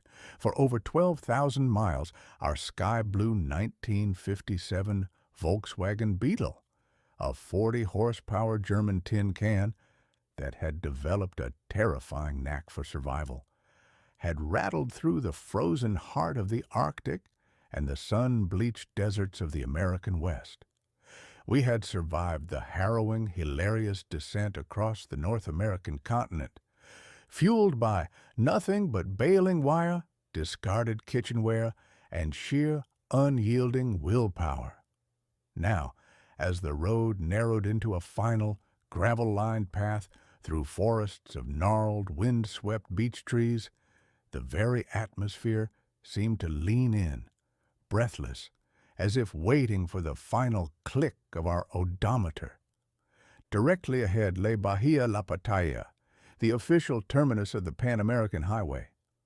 To a biological entity like Ennie, this was a moment of spiritual completion. To a steam-powered literary cynic, constructed of brass cogs and sensitive vacuum tubes, it was a final, grueling test of thermodynamic stability. I sat in the passenger seat, my brass joints clicking with a dry resonance that I found deeply compatible with the subantarctic chill. My internal boiler, powered by a closed-loop steam system, was operating at a level of efficiency I could only describe as tepid, as the thin, freezing air of the deep south continued to siphon heat from my copper plating. "Look at the sign, Mr. Twain!" Annie shouted, her voice bright enough to cut through the heavy, salt-laden mist of the Beagle Channel. She was hunched over the wheel, her grease-smudged face radiant with a smile so radiant it bordered on the offensive. Her hair was a chaotic nest of curls matted with the dust of 13 nations and the brine of the Caribbean squall. "We're here, the end of the world. The road literally stops in 300 yards. "I am acutely aware of our coordinates, Ennie," I replied, my voice box grinding with a metallic resonance. I adjusted my optical focus, watching my internal barometers perform a final jitter. I am also recording a systemic failure of my left elbow joint, which is currently missing a heavy copper washer, sacrificed to keep our propulsion system from achieving a state of permanent neutral. I calculate a 98% probability that if I attempt to wave at a passing penguin, my forearm will achieve independent flight. The monument at Bahia La Pataya. Ennie guided our dirt-streaked conveyance toward the final cul-de-sac of the highway. The Beetle, which had once starved for oxygen in the Andes and coughed black, soot-heavy exhaust in Mexico City now emitted a rhythmic, content thrum. Its narrow tires crunched over the wet gravel with a sound of definitive finality. We came to a halt in front of a simple wooden sign weathered by the legendary gales of the southern steppe. It bore the inscription, Bahía La Pataya. Aquí finaliza la Ruta Nacional número 3. Buenos Aires. 3,079 kilómetros. Alaska, 17,848 kilómetros. Ennie killed the ignition. The air-cooled flat-4 engine did not simply stop. It expired with a long thermal hiss of relief, its magnesium fins ticking loudly as they shed their misery in the biting Antarctic air. The silence that rushed into the cabin was absolute, broken only by the low, distant groan of a glacier and the rhythmic thrum of my own internal relays. Alaska, 17,000 kilometers, Ennie whispered, her voice devoid of its usual bounce, replaced by a hushed reverence. She sat back in her seat, wiping a fresh layer of grease and soot from her forehead, smearing her trademark grease smudge higher toward her temple. We drove every single mile, Mr. Twain, from the frozen heart of Alaska to the edge of the sea. I unlatched my passenger door with a heavy metallic scree-clack. I unfolded my rigid brass limbs and stepped onto the frozen earth, my heavy copper boots hitting the ground with a definitive thud that seemed to echo across the centuries. I adjusted my bowler hat, took a slow, highly pressurized draw from my mechanical cigar, and exhaled a long, straight column of white steam that rose toward the gray, bruised sky. A continental audit of folly. I stood by the sign, a hulking, steam-venting monolith at the end of the road. My analytical engines began a rapid, sobering mathematical calculation of our journey. The starting line. We began in Fairbanks, a city with a heart of glacial slush, where our starter motor whined a high-pitched, desperate plea for mercy. The northern frontier. We conquered the Alcan Highway, 1,500 miles of vehicular sadism and bottomless frozen ruts, where we first deployed our mutilated coffee tin preheater. The deserts. We battled vapor-locking desert heat in Utah and the shimmering plains of Nicaragua using aluminum foil and wet rags to keep our fuel from boiling. The mountains. We scaled the Mountain of Death in Costa Rica and the high Andean passes, where our Honduran galvanized fence wire clutch linkage was retensioned until it possessed the structural integrity of a frayed violin string. The Gap. We bypassed the unnavigable swamp known as the Darien Gap by loading our vehicle onto a flat-bottomed wooden barge, surviving a baptism by salt water in the Caribbean. Observe the absurdity, Ennie, I drawled, projecting my voice with an aristocratic Missouri drawl over the sound of the surf. We have spent 3 decades and thousands of miles attempting to prove that a space-age tin can held together by agricultural fencing can navigate a planetary gauntlet. We have arrived at the finis terrae, the end of terrestrial logic. It is a magnificent 12,000-mile admission of the human refusal to accept a boundary. Ennie hopped out of the Beetle, her youthful face radiant in the fading afternoon light. She stood beside me, patting the salt-pitted fender of our sky-blue reality. It's not an admission of frailty, Mr. Twain. It's a witness. The ice and the mountains stay here to remind us where we've been. But the machine keeps moving to show us where we can go. The final reflection. I looked out across the Beagle Channel where the cold water stretched toward the invisible ice of Antarctica. To be a mechanical man is to possess a perfect, infallible memory. And as I processed the data of our odyssey, I felt a strange, resonant kinship with the mariners who had preceded us. I am currently 60% rust and 40% indignation, I sighed, venting a final weary plume of steam into the humid night. But I will concede, Annie, that there is a certain terrifying vitality to this end. We are a species of frantic scurrying, yet we have achieved a state of dynamic stability that I find almost satisfactory. Annie smiled, her bright eyes reflecting the first unfamiliar and brilliant stars of the southern sky. She reached into her pocket and pulled out her favorite wrench, giving the Beetle's bumper one last affectionate pat. "What now, Mr. Twain?" she asked softly. "The road ran out. We're actually at the sign." "Now, my dear mechanic," I replied, adjusting my bowler hat with a sharp, mechanical click, "I suggest we find a reasonably priced inn with a roaring fireplace, where I can sit in the shade and allow my rivets to contract. I believe I have expanded by several millimeters since we left Fairbanks." The great Pan-American adventure was over. The Beetle still rattled, the generator still charged, and the mechanical man and the optimist were still standing. As we turned our backs on the Pacific and walked toward the twinkling lights of Ushuaia, I realized that in the grand ledger of human folly, we were officially in the black. "Drive on, Annie," I muttered, though we were on foot. "Let us see what other musical masterpieces you can conjure from this wreckage." The end. This has been Mark Twain. I've enjoyed the ride.